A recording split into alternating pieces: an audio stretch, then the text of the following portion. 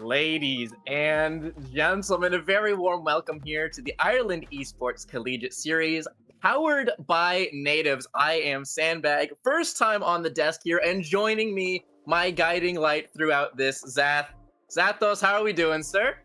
I'm doing good. I'm excited to be back here. Of course, you know, the English man bringing in another Irish person. Never seen before. But no, it feels good to be back. But it's not about me. You know about the collegiate scene. You've kind of been excited to cast this for a very long time. So how does it feel for you? I mean, it feels good. I was joking behind the scenes a little bit. This is a full circle for me because I played in an older iteration of this back when it was Ice. I was alongside the DCU guys. Some of you may know the handle so far, so I'm excited to kind of make this full circle from player to broadcast. I'm looking forward to watching this, and however, while some things change, some things go full circle, some things remain the same, and TUD making playoffs has not changed in years. Wait, did they get to playoffs when you were playing? They have been playoffs bound number one, number two for 10 years, honestly. There hasn't been 10 years of college, but yes, TUD Apes, the alpha team on the left-hand side, taking on the upstarts in the higher seeds, which is the second logo there, and champion select in front of you. Some familiar bands on both sides, Zach. Yeah, both bands. Remember, this is all about comfortability, making sure that people don't have their main champions. We do know on the side of TUD Apes Alpha, their support, absolute Jana one trick. Please ban now away from the game. As a bard, I hate it, don't enjoy it. So fortunately, that is going to be off on the ban table. As we also see the Fiddlesticks getting banned away from the jungler of TUD Apes Alpha. As everybody's just trying to make sure that they get comfortable, as this is going to be a best of 3 series with the losing team being able to have side selection. Yep, making sure that you have this sort of ticking over, as we alluded to, side selection going to the higher seed, and then loser following up. So still at least 2 games in our future, maybe a third, and it seems like the old standbys, despite this being on live patch, Karma has maintained her place as a just prominent pick time and time again.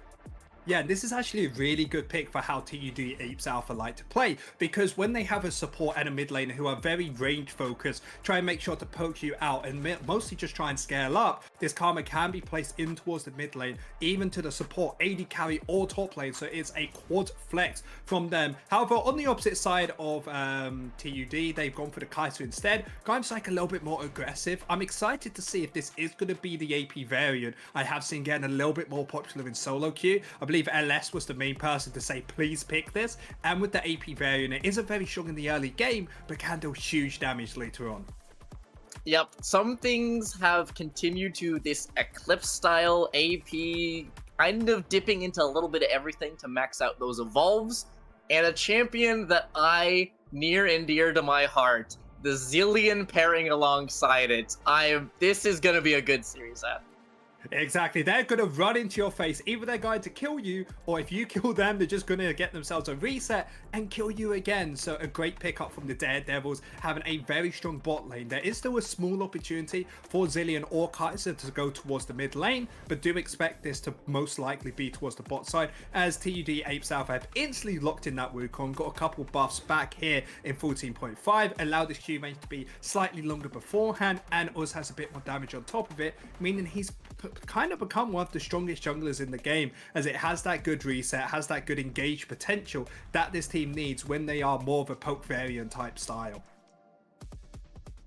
Yeah, he's slowly gaining power over time, where, you know, the stacks fall off one at a time now out of that stone skin. It's no longer just 5-0. He's slowly getting a little bit more range, filling in some of the gaps where he was super strong in Arcast and not so great out of that, giving him more well-rounded, a lovely lock-in here for the alpha side. Yeah, remember, he has the double cyclone, his ultimate, meaning that he can go in, get the spin off. Mostly he's just there for CC, causing absolute mayhem to give his bot lane a little bit more protection, especially when this Varus has been picked in. It isn't a mobile AD carry. Fortunately, against the Kaiser and Zillion, it should be a decent time. And when we're talking about weird picks, this Ashe is going to be one of them. I took beforehand that Kai'Sa can sometimes get slowed towards the mid lane, and it is looking like they want to go for that variant, as that Ashe has been locked in, so that we know that TUD Daredevils actually enjoy playing. Is a good counteraction towards the Vaz, because remember I said they don't have any way of escaping. They're immobile. You hit them with a crystal arrow, CC Zillion's as well on top of it, they just kind of instant die. Absolutely. It also lends itself to fighting up against some of the more poke style that you said Alpha like to go for. It gives some sort of slowing, stalling, long playing style fights that you can now kind of extend out those fights and give yourselves the ability to not just get outranged and held at arm's length the entire time. Yeah, you're completely correct about this, but when you talk about arm's lengths, look at both of these teams. They don't really want to go into each other except for the Wukong, yes. The rest of the teams are mostly just trying to stay back, trying to poke you out, and just be an absolute nuisance, as the Daredevils are clearly trying to go for more of a pick style, where they have the crystal arrow land onto someone, the Kai'Sa comes on top, and instantly burst you out, compared to Apes Alpha, where yes, they have the range as well, but it's seeming a bit more team fighters. You see Daredevils banning away that Maokai and that Malphite, stopping that hard engage that is really going to stop decided Daredevils playing the way they want to. Yep, we were talking about wanting to stay at arm's reach.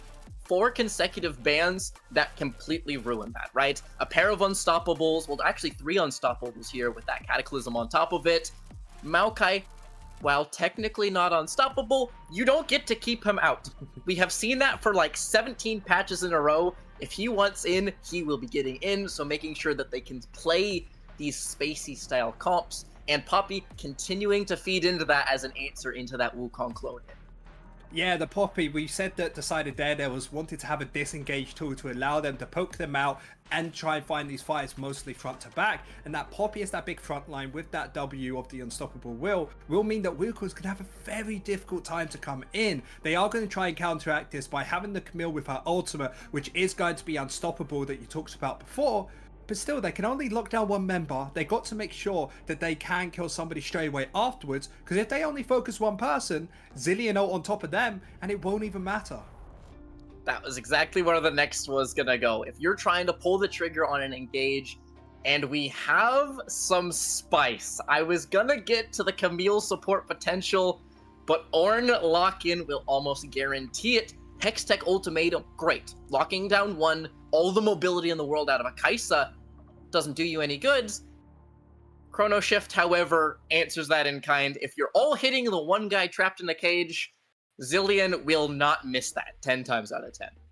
Yeah, but even though you are correct about this, it's still kind of a difficult thing, because you have a Wukong coming in, you have a Camille, and an Ornn. Those are 3 different big ultimates that are able to disrupt the fight and make it where Zillion's going to have a hard time keeping everybody away. However, see that last pick of the Gragas? Perfect here. Think about it. The whole entire side of TUD Apes Alpha want to go in. They get straight onto your line.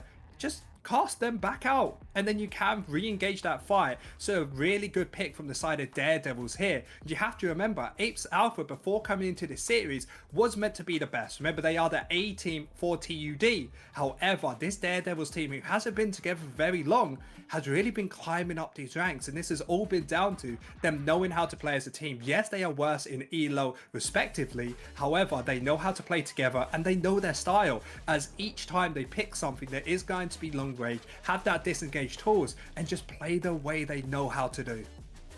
Absolutely. It's no fluke that they come into this the higher seed with the side selection. It's the idea of, while it is technically the old guard potentially out of this blue team, right? The Alpha, originally Team 1, there is also a noticeable lack in the mid lane here. There is a member missing potentially from the puzzle piece of this first seed that might be keeping them somewhat lower than expected.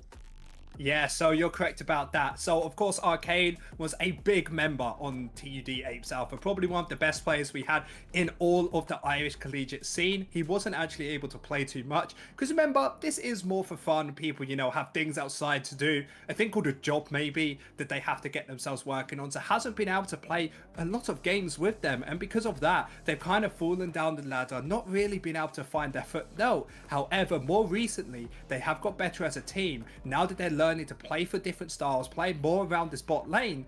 But what I'm really excited to see is if Arcane ever comes back, the powerhouse this team will become. Because this game right here, you can say Daredevils are the favorites, but you put Arcane back in, you have to say TUD Apes Alpha would be an absolute monster. Absolutely. And the also, with removing what was originally a key component of the team, something that was often built around, it forces evolution, right? It forces the ability to change from your team, step up, fill the gaps that were left by players. And I think you're seeing that over time where members starting to come into their own, no longer perhaps stepping out of shadows, perhaps, and cooking up a comp that I think is exciting. Interactions in micro will be far more interesting and engaging in this one, and setting the tone early on, right? Best of 3, there's no immediate guarantees, but still set it off on your pace. If you can win on the other side of the map, right, with side selection the other way, that would be a statement in game. Yeah, and I'm not gonna lie, I'm a little bit disheartened by what you said, that Arcane, you know, is a big facet of this team. Yes, but still Raise the World, somebody who has come in towards that top lane, is the Ornn player in this game for TUD Apes Alpha. He's been pretty solid. He's, well, we have to say, hard shoes to fill. You can't really just come straight in and be someone like Arcane, but he has been that solid rock, he has been that foundation, and it has really helped this team grow into what they are, because you can't have a strong team playing around the bot side if you don't have a defensive tool in the top lane like the Ornn. And come on, you're an Irish man yourself, Sandbag, and an Ornn player. You know the importance of having that strong top lane. A kindred spirit, absolutely. That is the most played solo queue champion, something that he's happy to pick up, and trying to absorb Gragas versus Ornn. Arguably a stalemate. I would tend to say that that's not going to be where you're looking. So yes, while I can appreciate a good Ornn lock-in, we are going to have to be pulling this one back, going to a quick break. Don't go anywhere, and we will see you guys for the sync up right after this.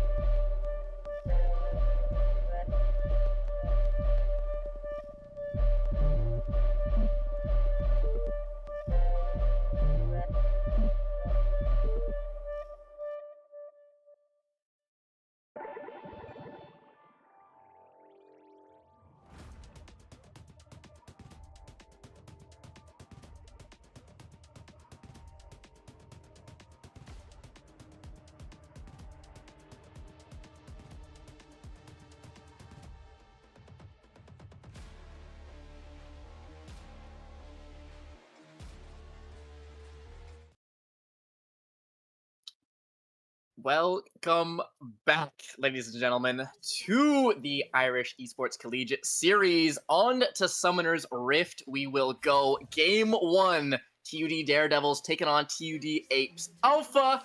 I'm excited, Zath. How about yourself for settling into the series nice and early? Yeah, get you settled here, of course, with the Irish collegiate scene. It's going to be a good game. When you have TUD versus TUD, it's that rivalry you need. Remember, this is going to be a best of 3 series. Whoever picks up this first game is going to have a massive advantage. Because remember when we were thinking about the picks and bans, a lot of the comfortability for both these teams have been picked away, meaning that they've innovated and brung us some spice. Remember, this is a Kaiser top. I do believe, into an on. We have a Camille support, Karma mid, probably not as interesting as the other stuff, but everything's pretty fun in this game. Absolutely. We're going to have our poor spectator trying to rearrange the absolute circus that were these lock-ins with everybody here, there, and every which way. It's what happens when you have flexes on flexes on flexes. You got to just take a moment, settle in, and do these pre-flights to get ready before we head on in. Yeah, and Sandbag, of course, you being the on connoisseur, someone that we know that loves this champion. How does it feel going against, let's say, a rage champion, maybe even one that could be busted? What about Kaiser? You are doing your best to absorb, as with all good things. You're just trying not to get absolutely blown out of the water, yet Raise the World is going to have a pretty tricky time up here into Noodle. But like I said, elsewhere on the map is the exciting ones. Entitled and Martin picking Camille Varys into something like an Ashe Zillion. You're looking to smash this early.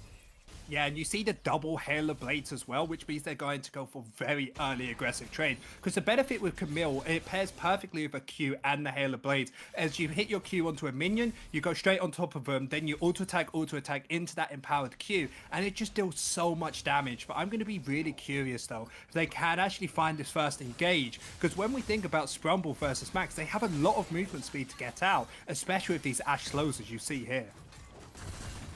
Yep, trying to hassle, trying to harass, and continue to bully with range versus the all-in, right, on the other side, as you're trying to continuously keep spaced and pick your window. Yeah, and it's that HP bar that's so important for Entitled to keep up high, because if he ever engages when he hits below half HP, there's an easy chance for Mactris, PL, and Scrumble to just turn around and instantly burst him out, but because he's full HP, just look at this. Yep, looking for that hook shot off the wall, getting instantly a pair of flashes and looking forwards for more with the Ignite ticking onto Sprumble. Zillion under fire, and Zillion just heading for the hills. Yeah, using that cleanse, it gets the second kill there as well. TUD Apes Alpha's bot lane is just showing up today. We thought it was going to be a close game, but Martin and Entitled sold us hell no, as they will be able to push out this bot lane, get themselves a 5 CS advantage, as even in the mid lane as well, Jungle Magnet being able to swap everybody around to even get a good matchup here. Yep, trying to move around the map, keep those rotations going, and staying flexible. Gragas huddled under his turret as well. TUD Daredevils under fire with Wukong potentially looking for a dive, cloning forwards and eating his way out. Simple as they come, 3-0 go the Apes Alpha.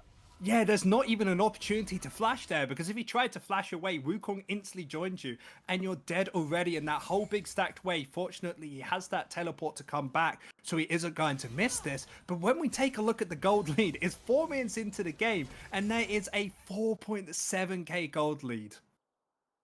Absolutely. This is not what you want to see for the Daredevils, right? You have your side selection, you have all of these creative picks coming out on the other side, and completely unprepared to deal with them at this point in time.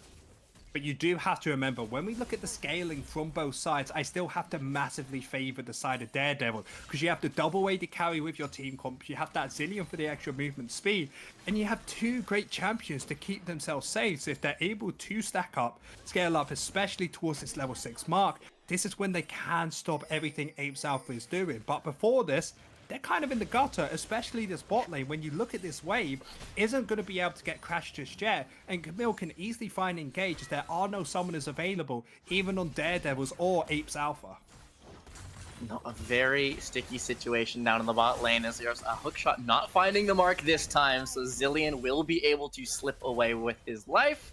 But again, fishing over and over. There's nothing to stop you as the Wukong looks to follow up. Flash available from Gragas. He's body slamming 2 backwards. Tether's gonna connect all the same. Good pre-read from Karma. Means that Wukong picks up his second of the game. Yeah, I told you beforehand, one flash is available. It's going to get used to kind of negate the other one. So Apes Alpha again, double kill in towards that mid lane. Both of them did go over towards Razor, making him so huge in this jungle pathing. However, Mongolian Yeti, even though he hasn't been able to pick up any way in these fights, hasn't been able to make anything happen, is going to have themselves a 6 CS lead. Will be able to pick up all the Rift Scuttlers, so at least Daredevils are getting something on this map. Yep, trying to continue to get some PvE objectives, because PvP, not even close at this point in time. Just leave it. Not going their way. Yeah, not really going their way at all, as Noodle in the top lane is just going to be able to bully out here. The one point where Ornn is going to start having a bit more fun is when he gets those armor boots available, gets himself something like that Bramble Chain Vest, and then that's when these top lane carries that are AD really don't do much. So of course something like Vayne can try and counteract this. Poppy will be trying to look for a dive here. However, he can just walk out, does not have teleport available. Yeah, I think Mid's just fine here. Not pulling the trigger, though. I expected a body slam forwards, maybe fish for a bit more. Not sure it was lethal, but he just throws it out for some chip, and the harvest stack is always nice. Yeah, looking for a dive top here. It's going to be a Searing Charge, already committed. Pin into the wall, not buffered out, but flashing away. Finished off all the same. Noodle and Yeti destroy the Ornn post-TP. It feels like the whole entire Nuno Willem, they're just going for a different variation with their naming conventions. But yes, Ornn dies in the top lane there. We're going to see Kaiser being able to push this out. Has a 20 CS lead, which is definitely going to help. And with having an extra stack there, there should be accumulated around the 400, 500 gold lead after everything. And even has that call available. So this Kaiser's getting pretty big in towards this top side.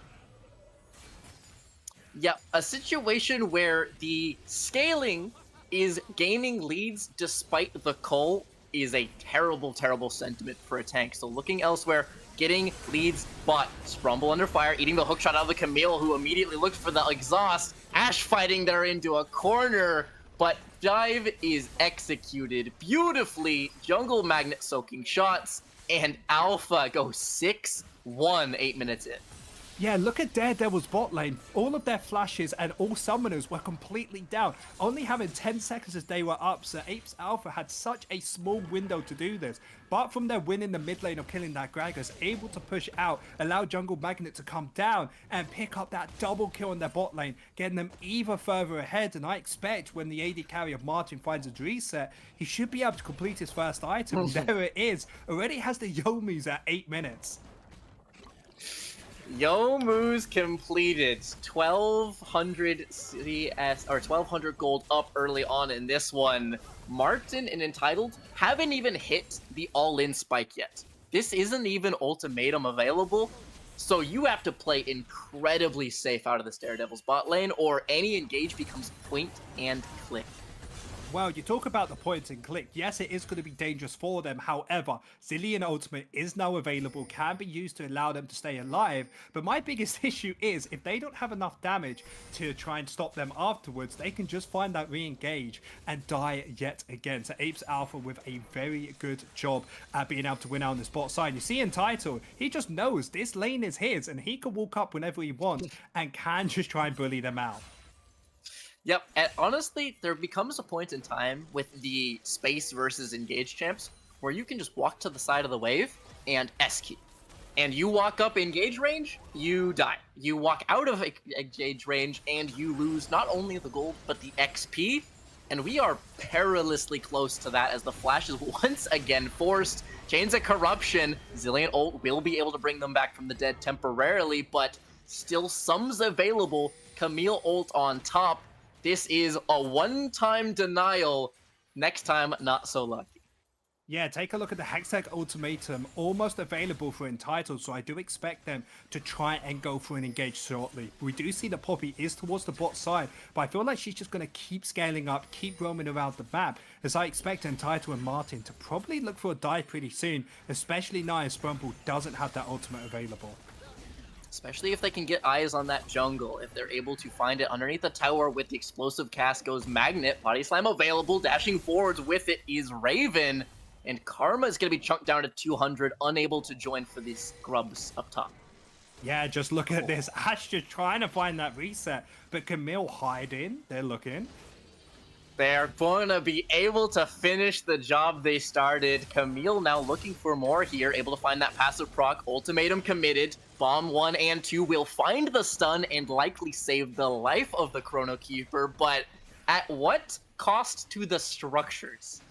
Yeah, these structures are just getting absolutely shredded. Camille doing a very smart thing of not being there once the tower plate goes down, meaning all that gold 150 will be going up towards Martin as well, as the gold lead is just getting higher, well, faster and higher and higher. Something that I feel like Daredevils can't deal with. And when we think about the way they want to play, they wanted to be defensive, they wanted to scale up towards the late game, but it's always felt like Magolian Yeti hasn't been able to find the place to stay, as even top lane, their only place, is getting killed here.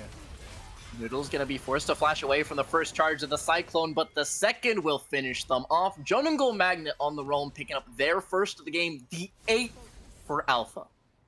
Yeah, in a really bad situation Daredevils are. However, even though they are in a bad situation now, they can always try and scale up and get themselves into a better position. Camille in the mid lane. Ult available. No hook shot quite yet. Trying to find the chip with the slow out of the W. Gragas is going to body slam away with 100 HP, sub double digits. The big man will live, but once again, forcing them backwards time and time and time again.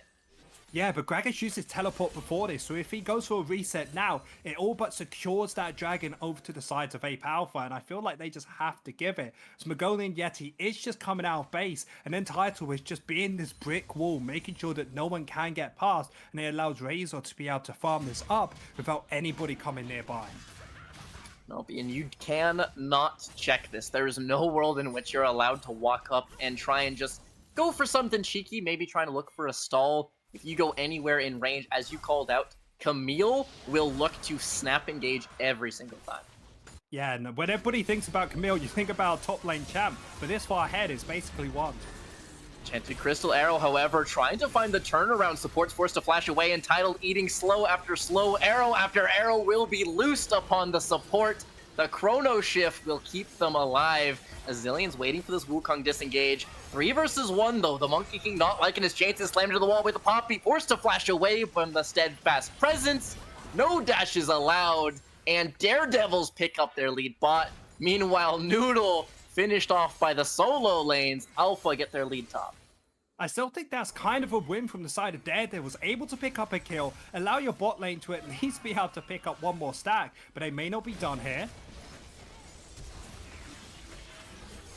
Engaging out of the bot lane. Zillion, no health, no mana, no problems. It's up to Ash to try and finish it. The tower shot not doing the job. Poppy ultimate for the thump.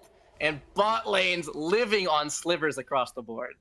Yeah, Martin piercing that arrow before the ultimate hit from Poppy does mean he's able to take out Matrix PL. And when I said before, Daredevils with a good play in towards the bot lane over a big win, but they just overstepped there, thinking that they were stronger than they were, not knowing that Razor was there to be able to stop this. And now it allows Entitled and Razor with the tempo advantage to go into the enemy team's jungle, steal away the camps as we see Zillion and Ash just nowhere nearby to help. Not at all. Camille not deterred by that first death of the game for them, just continuing to play up, understanding their role, and will not be cowed with just one overcommitment. Yeah, it's just really difficult to see. As one interesting thing I'm thinking about is Race the World actually going for those Merc Treads instead of getting himself the armor boots. This was the AP version of Kai'Sa, which it is looking like it's going to be. It does mean that the AP will help out a little bit, but I still feel like the armor boots are so important. You still have double AD carries on the enemy team trying to deal with you. As we do see Camille towards this top side, I'm expecting them to just mostly go for this Rift Herald. And I'm not sure how I actually feel about Rift Heralds in the early game, because you can get an extra tower with it. Yes, it does give you some tempo advantage, but it feels like it's just so much of a waste of time when you could see the Daredevils being able to pick up the first bot lane tower, at least get very close towards it, and as well, you allow Mongolian Yeti to get themselves a farm advantage against you.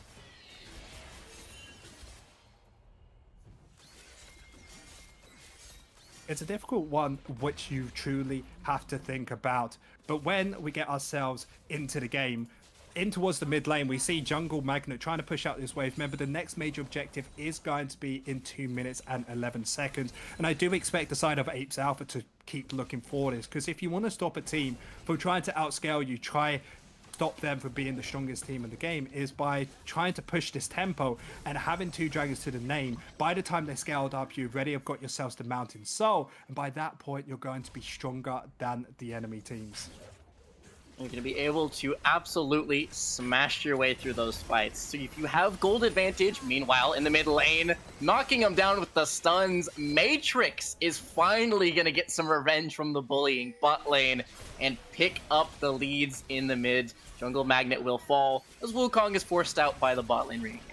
Yeah, should be able to pick up this mid lane towers. Daredevils, even though they'll lose down the bot side, able to pick up first tower, rotate them towards the mid lane and pick up another towers themselves, which means this gold lead is only 2,000 ahead instead of that 3,000. However, Apes Alpha are in a position to maybe look for something here. However, they're not looking for it. Raise the World will instead go towards the top side, because both these teams are just trying to jockey for positions as a teleport comes through.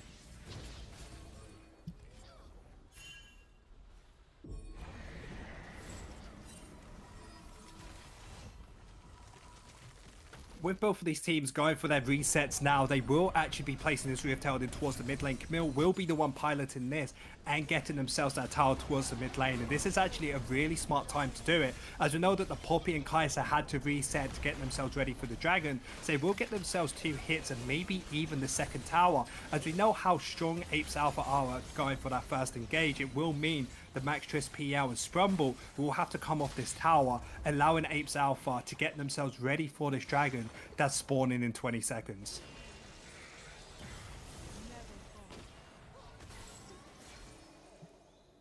Apes Alpha getting themselves into the position for this. We will see Jungle Magnet pushing out towards this mid lane, making sure they get themselves in a position fully ready to try and take this. However, TUD Daredevils may be looking to actually try and contest this. Resets are kind of late from Entitled here. I would have actually liked for the Varus and for Martin to stay around here, because it gives actually a big opportunity from the side of Daredevils to start this Dragon. Take a look, 2 members versus 4 here. I don't think there's anything Apes Alpha can do. It feels like a big mistake coming out from them, as they were the ones ready to take this. They are stronger in the fight, but because of the bad reset for bot lane, it gives Daredevils an extra 5 minutes to scale up into this late game into such a strong team that we know about. Because remember, we talked about beforehand of having Noodle, Max Triss being your big AD carries in the late game, and then having White Raven and Mongolia to be that front line. And it's so difficult to try and deal with that later on because they have so many disengaged tools. So with that mistake, we're gonna have to see if it will haunt this team, as we have White Raven up towards the top side,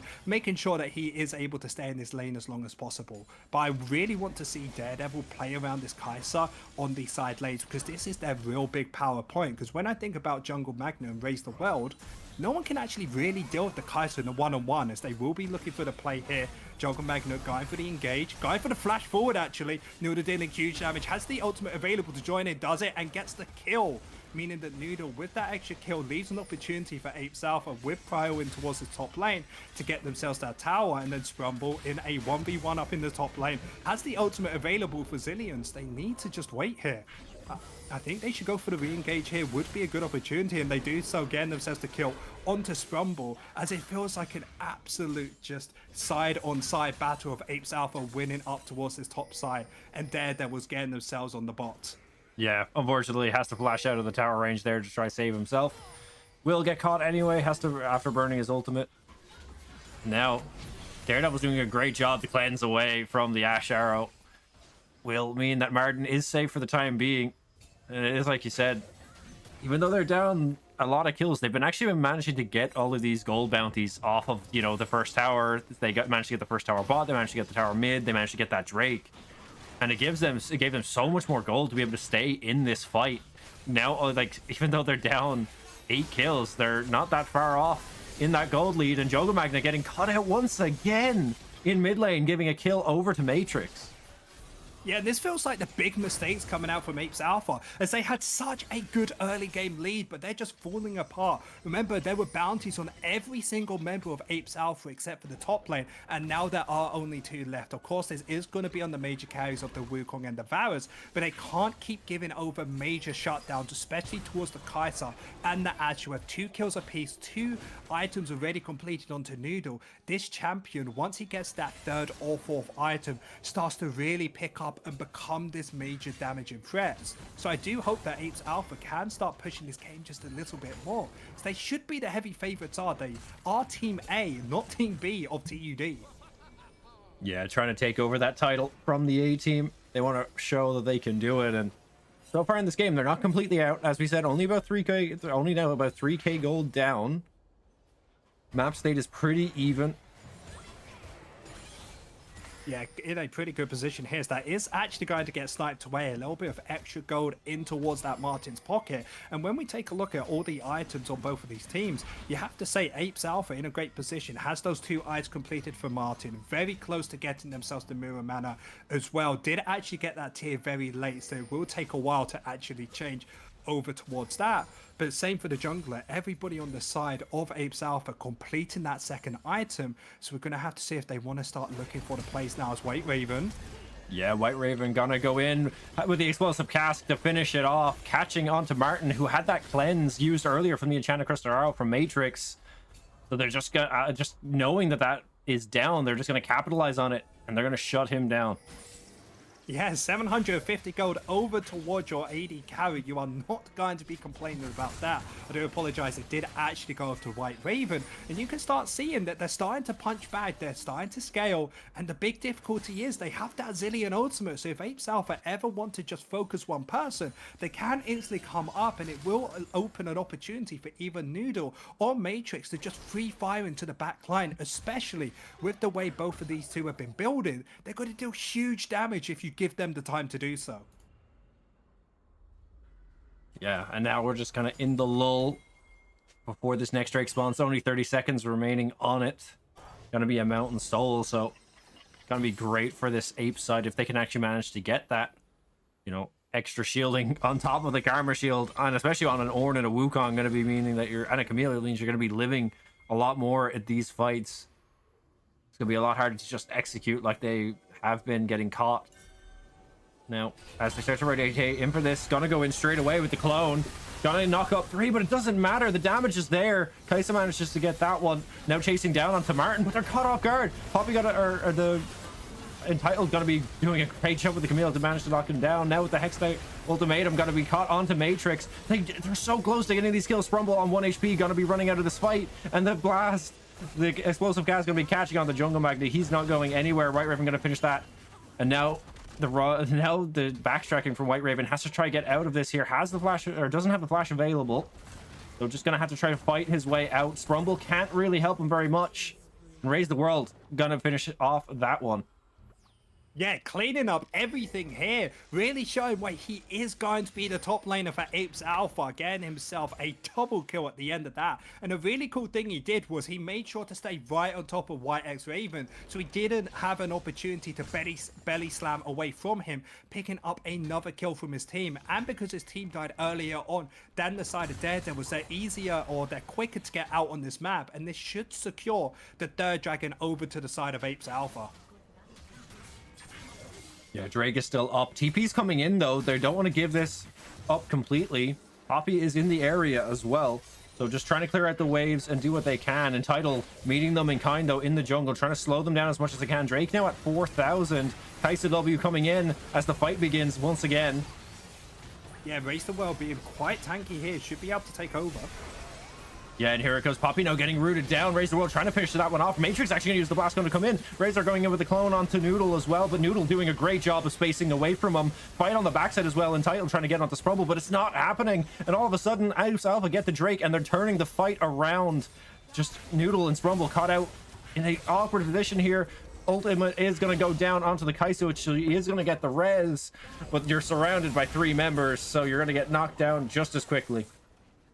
Yeah, and with that double kill or triple kill going over to the sides of Ape Alpha, they are going to be able to pick up that third dragon and get themselves onto Soul Point. It was a good opportunity for Daredevils if they're able to pick this up to be able to have that extra 5 minutes of scaling. Remember we said 3-4 items onto Kai'Sa, that's when she's online. Ashe, of course, 3 items to their name, but not being able to win in that fight. The best they could get was White X Raven in towards the top lane, picking themselves up that tower. However, Apes Alpha in full control of this game with a 5,000 gold lead has Mongolian Yeti, maybe looking. Yeah, they managed to land the stun onto the Karma once again. Entitled actually gonna get spawned. Oh, the enchanted crystal arrow coming from downtown. Matrix gonna be able to land the stun onto Entitled. They're gonna be able to knock it down, and now the chase is on. The Gragas is also chasing away Martin in mid, so they have no option of, they have no help coming for them. TP coming in from Raise the World though may turn this fight. Call the Fortune coming down onto 2. Matrix split off, but he's gonna be quickly shut down by Razor, and now it has to be a disengage angle for the Daredevils, but they're looking to fight into this. Still a 3 versus 3, but Martin gonna be able to just snipe Matrix down, gets a second for himself over on to the Gragas. White Raven gonna get taken down. They leave with the the majority of the fight going their way. Yeah, such a scrappy fight. TUD Daredevils staying with the ultimate onto the Ashe, having that 3-5. They should be able to turn this fight. But you saw Martin going for that lethality build, instantly killing out Matrix PL, changing that fight and allowing Apes Alpha to win out. And when you look at the gold compared to the amount of kills, it shouldn't even be close, as Apes Alpha with over a 10 kill lead. The Baron is available for both of these teams. However, Nkilled in a great position here to set up for this vision, get his team ready to try and take this Baron, as you see in this 1v1. Entitled getting a bit greedy though, trying to get onto Sprumble, who doesn't land the bomb unfortunately. Mongolian Yeti was in the area, so if he land that stun, it potentially could have been a kill going over towards the Daredevils, as this Baron is now being looked at. A lot of vision being cleared out. He did have the stacks available, so I felt like Entitled would have been quite safe there, as we actually see his own item coming through, as this Baron is actually getting started. Entitled with a good control ward here, trying to not be able to get this spotted out. However, this Ashe arrow has come through. I think they need to contest this. Yeah, and the poke damage coming out from the Kai'Sa is huge. 6,000 damage on the Baron, and the crystal arrow into the explosive cast, gonna do so much damage. But now the extended fight is gonna be the part where this Orin can shine. Manages to get the knock up onto 2. Razor taken very low though. Sprumble finally getting dove on by Entitled, who's trying to keep him out of the fight, but it's not happening. This Kai'Sa on the top side finally getting coupled. Matrix just being given, it's just so free in this fight, dealing so much damage. The ultimate from the Zillion as well, gonna keep him alive. And now all of a sudden it's going to turn into Daredevil's Baron. Yeah, no matter how tanky you are as an Ornn, you cannot deal with an Ashe, as that ultimate available for Sprumble did everything it needed. It gave the time available for Matrix PL to be free firing in these fights, as they are going to be looking for this Baron. But Raise the World.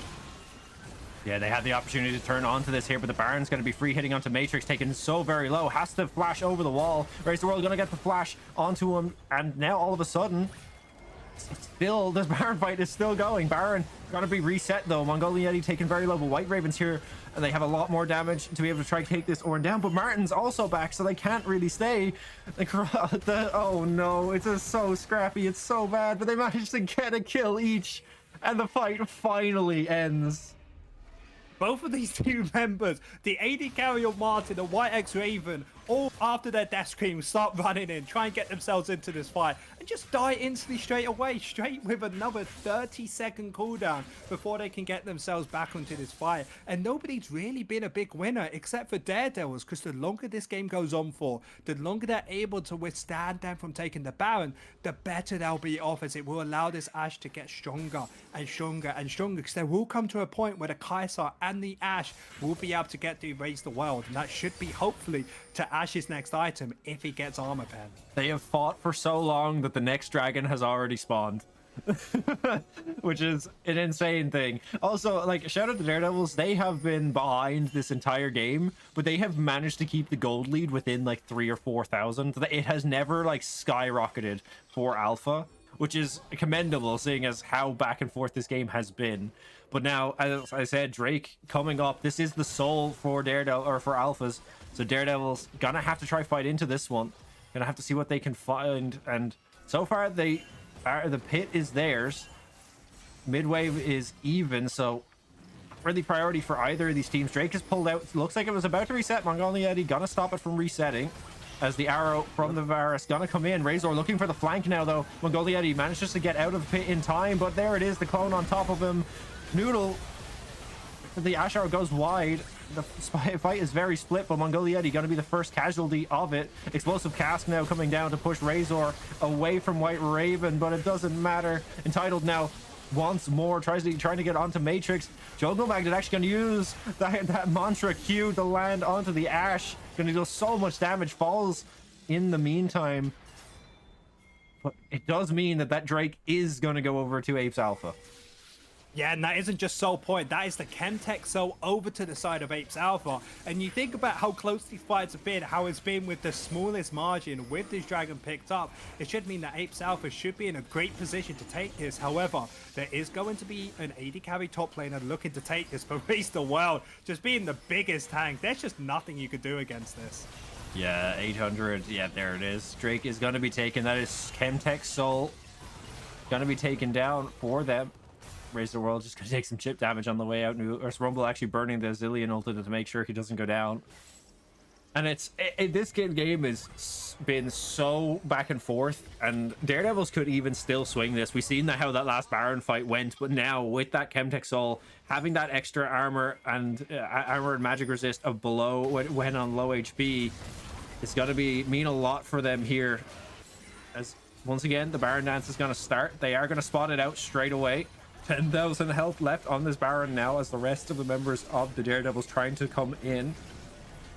Enchanted Crystal Arrow will go wide, so not going to have that as an entry tool this time. Matrix trying to get whatever damage he can. Hasn't been dove on just yet, and he's getting a lot of free hits off. 2,000 health on the Baron. Nobody is finishing it. The fight is just going to happen instead. Jungle Magnet manages to get the first onto White Raven, but the health bar is looking better so far on the side of Alpha, but all of a sudden it's turning for Daredevils. This game is so back and forth. Jungle Magnet can't get out, and it's just gonna be a clean ace. Yeah, I told you, double AD carry doesn't matter. If you get them to that late game, get Noodle to that 4 item, they will just win out these fights, with Baron making sure they only deal 50% of their damage, and they couldn't get that Zillion out before the fight even started. Apes Alpha not being able to win out the fight. This means Baron will go to the side of Daredevils, and this is really where the flip is starting to turn, where it's coming where Apes Alpha are always on the back foot now.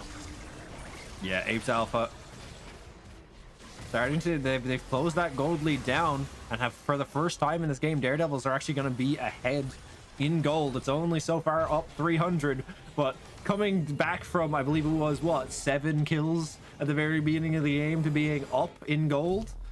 They're putting on this game is really, really good, and I'm so happy to see this coming out of Daredevils, because we knew going into this that, you know, they have really stepped it up this season, and they're actually showing it in their first playoffs match.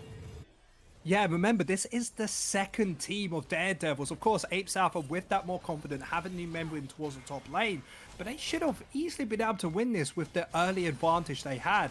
But it's still looking rougher and rougher for that team, especially now with that double AD carry, with those 4 items onto Kai'Sa, doing a half onto that Ashe as well. They need to find a way to try and burst out somebody to get the Zillion ult out, and then find that re-engage. Because if the Zillion ultimate is available, I don't feel like Apes Alpha can win these fights.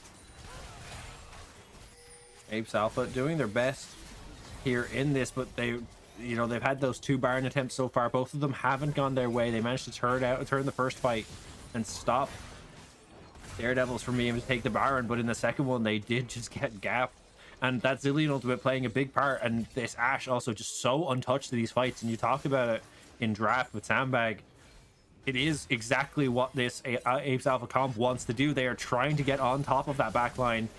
They are trying to get Matrix or Sprumble down early on, but they're doing such a good job of stopping it, as now Entitled trying to catch on to White Raven. Explosive Cast knocking him back, but Katic Rukern coming up just in time for him. It doesn't matter. The belly slam and the Q combo going to deal so much damage, and now another fight breaking out in mid. Back and forth so far. The clone gonna come out, spin to win, but it's not dealing as much damage as they would want. They're managing to chip them out slowly. Sprumble gonna have to run for the hills as White Raven also died on that bottom hand side. Yeah, it is really bad as we see Spumble getting engaged on here as well. Yeah, using the slowdown to get away from the chain coming out from the Karma, just trying to get away as fast as he can, but the death timers are quite long here. It's only Sprumble up for another 20 seconds. They might look to end. Yeah, I think they can end here. I don't think Zilean can do anything. He has to try and clear this wave to have any opportunity to try and do this. But it's looking so difficult. Remember, 280 carries here. There's just nothing he can do. 10 seconds, 5 seconds on everyone. They could just end this. Yeah, and that's so unfortunate for Daredevils. They had so many opportunities in this game to come back. And all it took in the end was, after all of that hard work, was they're going to just lose one fight. And that's going to be the end of it. Yeah, when we talk about their disengaged tools, you have to think about Gragas. It's the major facet of that, him getting killed in towards that bot lane or winning out. That does mean that the rest of his team could get instantly engaged on, as remember that Zilean ultimate was used but instantly re-engaging afterwards means that it was all for nothing. So Apes Alpha being able to pick up the win here, meaning the Daredevils, even with first pick and the highest seed, are going to be 1-0 down. Remember, if they lose the next one, they're going to be out of all of it. Sadly, Sandbag did have a bit of an internet issue for everybody who did not know. So please, this side, I will miss you from now on. However, we will go for a short break. Hopefully we get this fixed. But worst case scenario, we will, of course, have Heltic here with me to cast the next 2 games if it is going to go that far. So make sure to not go anywhere. Muted.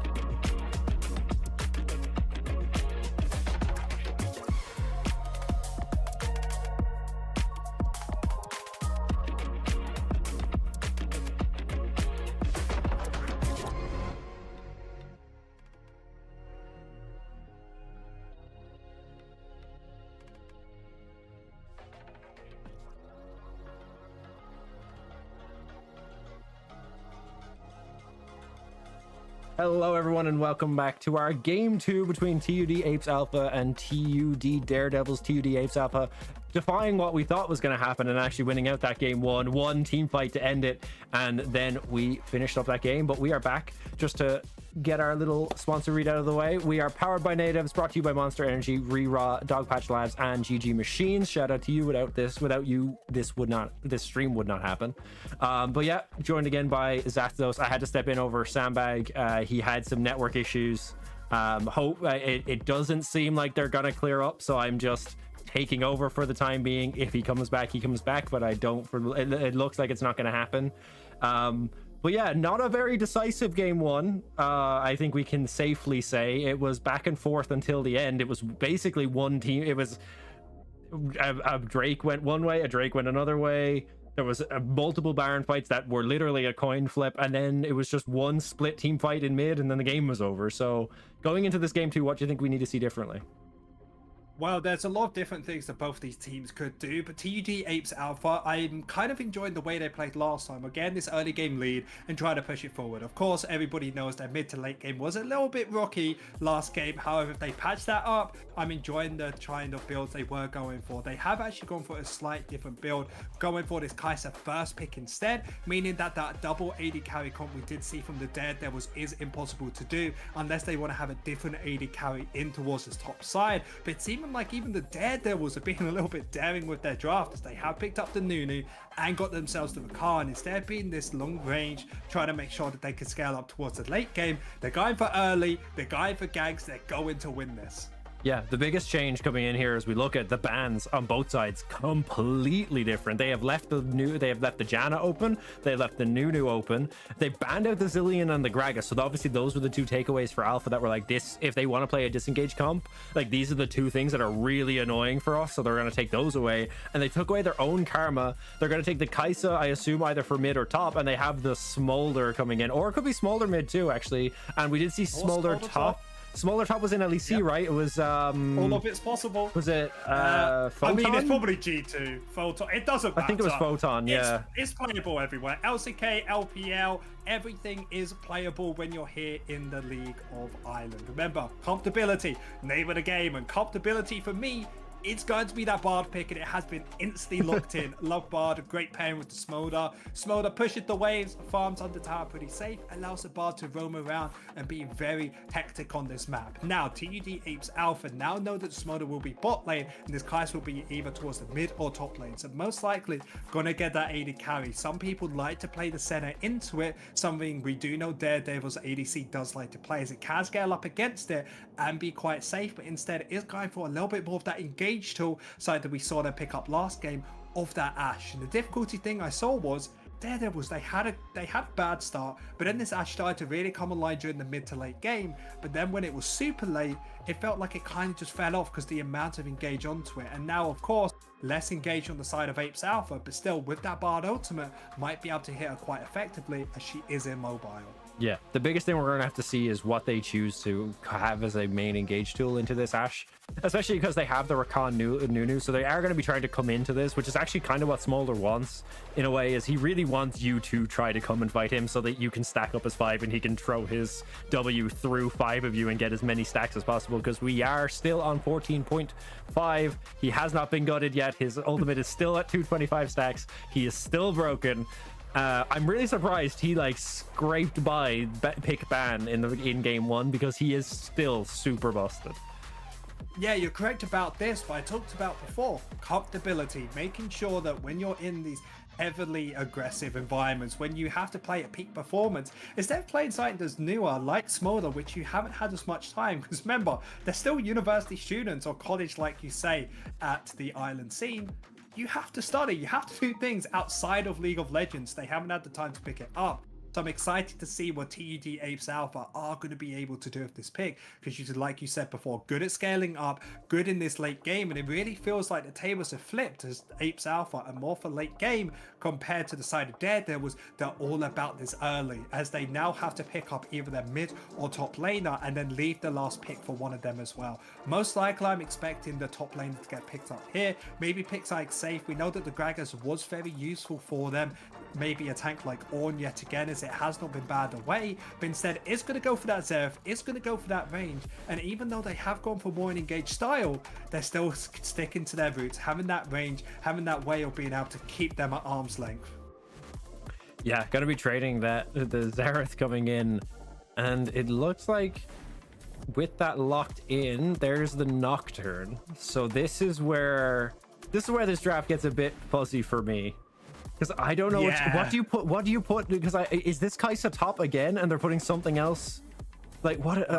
This is gonna tell us everything, I think. But even then, last game I thought I had that draft figured out, and then they all switched to different lanes at the end, and it's gonna be Malphite locked in. So they've gone from what we assumed was a disengage comp, where they have, you know, they're playing into the Rakan Nunu, they're gonna play the Smolder, they're gonna play the Kai'Sa, they're just gonna dance around them, and they go with two of the heaviest engaged champs to round out their draft.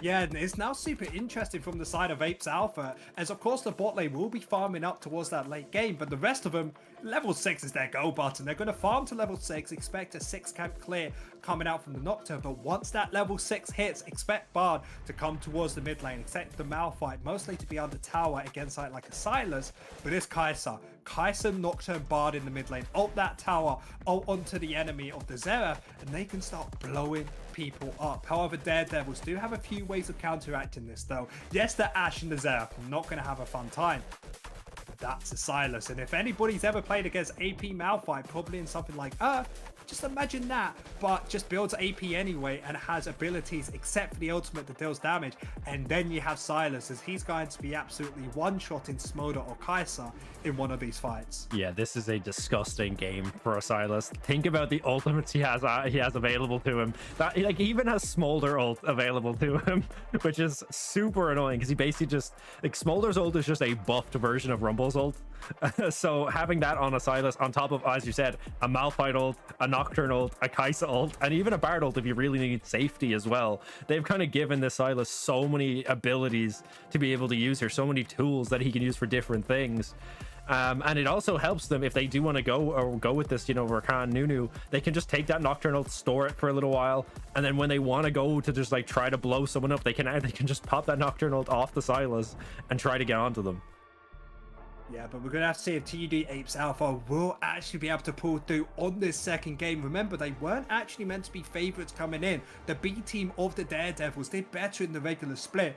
Felt like they had their formula. Felt like they were really cohesive as a team compared to Apes Alpha, where they have been a bit more disjointed. We keep saying it, and we'll keep saying it again. The top laner, remember, somebody who is brand new to coming into the main lineup, has done very well in that last game. His Ornn pick was really crucial to keeping a lot of what the Daredevils wanted to do to a minimum, so they were able to find that big team fight at the end and pick up the win. So of course, TUD Apes Alpha with a team comp that was guy level 6. I'm just excited to see all of these ultimates just going off at once, because you're going to have TUD jumping into the backline, then you're going to have the other side of Daredevil trying to jump into the other backline. It's going to be a chaotic mess, this game. I just feel it.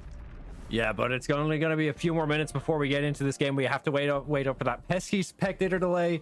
So we are going to throw to a break, and we will be back once we get the game ready to go for you. Don't go anywhere.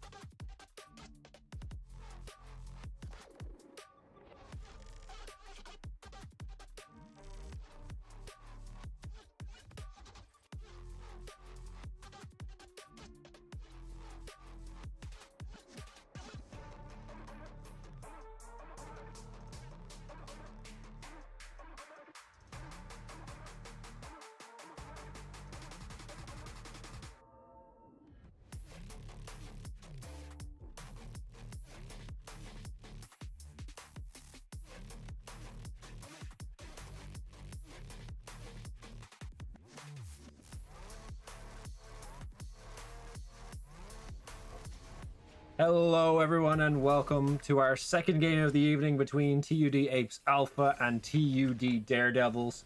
TUD Apes Alpha taking game number 1 in a very close match. And as we move into this game number 2, we're seeing some spicy picks coming out. We're having the Smolder come out. We're having Bard. We're having Kaisa mid. We're having Silas top. But yeah, Zach, what do you think going into this one? Excuse me, did you just miss out Nunu jungle? Remember, this isn't solo queue, this is special. I was about to say, Nunu jungle's a bit normal, let's be honest. I mean, okay, I get it. It's solo queue, sure. You could see Nunu jungle. Yes, you could see Bard support, Nocturne jungle. All normal, but Nunu in competitive play, it feels different. No. The main reason for that is Nunu's there to gank lanes, to not care, gank. And that makes him just so excited to watch compared to other junglers like Nocturne. Oh, I have to wait till level 6 to gank. Nunu says no. Level 2, level 3 does not matter. I am ganking your lane. The way I'm expecting him to play this game is through bot side, and I'm so excited to see these snowballs start rolling through this map. No, we kind of.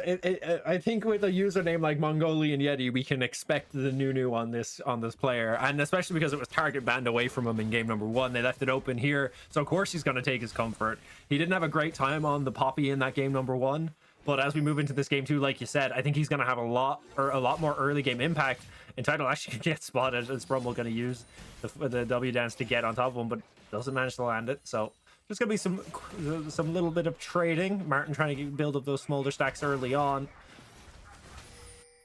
Yeah, and Apes Alpha towards the bot lane is going to have push advantage, which is going to be very crucial about what Mongolian Yeti wants to do in this early game. So he can either full camp clear against Nocturne as well, or instead try to go somewhere else. And one thing I'm actually noticing is Razor has 4 CS, and I'm not sure where from. He may have... Oh, he went for his Raptor camp, forgot his item, meaning he's still level 1, meaning that he's so far behind in his jungle route now. Oh no, that is That's a we forget about it moment. And, yeah. The stream didn't see that. The stream didn't see that, I'm sure. Yeah, I mean, I didn't see it until it actually happened afterwards as bot lane. Entitled in a bit of a dangerous situation. Ignite ready used, got triple heals to try and get out here. Flash available for Max Tricks, but isn't going to be using it to try and finish it off. Martin with a bit of poke damage, but Apes Alpha, bit of a bad situation in the bot lane. However, when we look top side, Mongolian Yeti doing his first snowball up here. Flash available for Raise the World. It's going to be using it and getting himself out here, but Daredevils using all of their summoners, both bot and top side, to get out of these ganks. Yeah, and in the on the flip side of that as well, a lot was invested by Matrix and Sprumble trying to get onto Entitled, and he had those runway of healing available for him, so he was able to just heal up as he was trying to get away from the Ash volleys. But yeah, he had the tea party as well. Yeah, good opportunity. What are the what's your favorite? Seeing as you're a Bard connoisseur, what's your favorite Bard skin? Come on, is it even close? Shanghai Scrolls, get yourself the white chroma for that. Best Bard skin to ever exist. Because, of course, being a British man like myself, of course, on an Irish collegiate scene, I can't, say that the best skin is going to be the T version, even though being a big T man myself is probably top 2, maybe top 3. Yeah, I'll take your word for it. Definitely very good. But Martin gonna get caught out by Sprumble. Just gonna be able to dance back to Matrix. A little bit of ship damage thrown back and forth. Getting as much as I can. I think Mongolian Yeti has now spotted out that Razor is very far behind on his camp timers, and he's actually invading, and I think he just took away his red. Yeah, that's actually really big. Or That sorry, it's blue buff blue. is going to be towards his side. It's going to place a ward down as well, meaning if Nocturne wants to come towards the top side, he will be able to win this, as we see him towards mid lane jungle. Magnet trying to look for this play, tries to hit the W, but one auto attack and first blood over to the side of Daredevils. As we may not be stopping here, but if damage into the bot side isn't going to land, so it is going to dissipate. But we're seeing the power of this Nunu. Yeah, Nocturne's here to cover for this bot lane. They're both half HP, but Nunu is here. Oh, and the snowball right into Taser, but the perfectly timed spell shield. Yeah, looking to try and go for this. Mongolian Yeti trying to get the shield in. Oh, engage on from Strongback. Flash available for Ray to get himself out. But May being able to hit in towards the front line. Remember, no flash available for Entitled. Use this portal to get out here. Razor being so close. But take a look. Jungle Magna in the backline. Able to one-shot this AD carry. Turning this fight. Meaning two are just all alone with no flashes available from before. Double kill over towards this Kai'Sa. It does allow the support to get out. But this is huge on the side of Apes Alpha. Yeah, they just overextended, overforced, and they're gonna get punished for it. Noodle now trying to trade back on to Raise the World, and White Raven. Oh, but there's just nothing you can do. There were no wards available for him. So, of course, he tried to pick up his trines afterwards. I've done it too much as a bard myself. Is going to get killed out by the jungler, or sorry, the mid laner of White Raven. You can even see this Nocturne is still level 4. It may even get killed here, as he's just losing everything. As Apes Alpha's jungler is still level 4, 5 CS down, and a triple kill over to the mid laner of Daredevils. I will say, Razor's spell shields on this Nocturne have been immaculate. He is timing them so well to avoid it as much as he can. It's hard. It's hard difficult. Remember, you have the ultimate available. He just has like 3-4 shots early on into the game, and there's just nothing you could do against it. So we are going to be seeing a bit of a fight over these Rift Scuttlers into the top lane. Mongolian Yeti has that E available to get themselves out, but he's just getting bullied off by Bard, having the Nocturne and Kai'Sa coming up as well. Yeah, and I think it's one of those things you can't underestimate that Bard damage. Those chimes really, I think people underestimate it, and it does cause you to get killed. There's going to be a TP top from Silas. Mongolian Yeti gonna have to give up the grubs, but he managed to get 2 of them to start it off, so he's only another 3 away from that Void Grub buff. Noodle now trading quite heavily onto Raise the World. It's a lot of damage coming down, and now the snowball coming in to follow it up as well. If he can catch on the Abscondo Duct here, he can find the kill, but the ult away from Raise the World will make sure he gets out alive. Yeah, it's going to be safe though. However, take a look into the mid lane. Strumble has the W available to help out here. White Raven so close to death. Flash is getting used as well. Support coming in. Bard with the heal to try and keep him alive. But one more Q for White Raven gets him the kill. And then title doesn't matter. If you're here first or here last, your mid laner dies. And Daredevils now have a 4-0 mid laner. That's what you want. I think in your, you're going through your rank games, like we said, Mongolian Yeti on the Nunu, very solo game champ. We're seeing a Xerath mid, something we mainly really see in solo queue. We don't really see it in Irish Collegiate very much. But if I had a Xerath in solo queue, I'd want him to be on 4-0 at 7 minutes. I'd want him to have Hextech Companion at 7 minutes, or Luden's Companion at 7 minutes. And that's the big issue you have to think about, because when you are against something like Zev, Nunu comes into you, get ulted by Noodle with the Malphite ultimate, add that extra Zera damage with the ultimate of himself, and you are just not staying alive as 4 members on the side of Apes Alpha. It's just so squishy that if they ever try and go for this engage, it should be able to come with a kill. Yeah, they're going to have to look at building some magic resist in this game for sure, because otherwise the Silas, the Nunu, the Xerath, they are going to explode you if they get on top of you. And still trading in this bot lane, going to be shoving in a wave once again. Martin now, I'll have a quick look. Let's see how many stacks Martin has managed to acquire so far. 41 at the 8-minute mark as the first Nocturne ult comes in. Yeah, Nocturne going in, but take a look, only 1 member there with him. He just gets instantly blown up. And the Kai'Sa, remember, being the huge damage source on Apes Alpha, is trying to run away. Dodging and dodging, but it's just not enough as Daredevils able to pick up another kill to their side and get themselves this dragon. And it's so good to have somebody to check up these stacks. There's only 40 in 8 minutes as Apes Alpha are just falling so far behind compared to Daredevils. Noodle with the Abscondo Duck now on to Raise the World, making it so hard for him to play into this game. You know, down now about 15 CS as a Malphite. Oh, actually, almost 20 CS as a Malphite. So, White Raven just getting everything as well. He got another kill onto Jungle Magnet there. He's getting a plate for himself. This is the dream game if you're a Xerath player. Well, you say it's a dream game, but it's still quite difficult. Remember, later on this game goes, Nocturne with level 6, Raise the World Ultimate as well. If they want this Xerath dead, trust me, with no flash available, this Xerath is going to die. So there are definitely possibilities for Ape Alphas to try and get themselves back into this game. But like you said before, a big change of pace. Last time we saw Daredevils being the ones behind, again, so close to taking this. But now that Apes Alpha are in a losing position, let's see what they can do to get themselves back into this game. Yeah, that is for sure. They are taking the driver's seat in this game, and the Xerath, as you said, as they don't really have the disengage tools that they had on the comp in that first game to be able to deal with the backline threats from the side of Apes Alpha in this one. So they really are gonna have to play, protect the president for that Xerath. They're gonna have to try to keep him alive in these later game team fights, and they're gonna have to play around his flash timer as well. Sprumble actually just gonna use the W to get back on Untitled, but just a little trade damage, portal combat, if you will. Yeah, both people not having their support item completed does mean the Bard won't have enough damage to do anything against Sprumble just yet. But the main objective I'm going to be looking at is this next Rift Scuttlers, or sorry, the Void Grubs. Remember, Daredevils already picked themselves up to need to get the next 3 to start getting themselves easier times to take these towers. And when we look at their team, Silas is going to be huge on these side waves to try and grab them up, especially if they can get these Void Scuttlers. Noodle tries to get the Absconder Duct on top of the Raise the World. Luckily he didn't, because there was 2 members waiting in the wings to come in on him if he actually went for that Sprumble. Now gonna spot out Entitled on the backhand side of the river.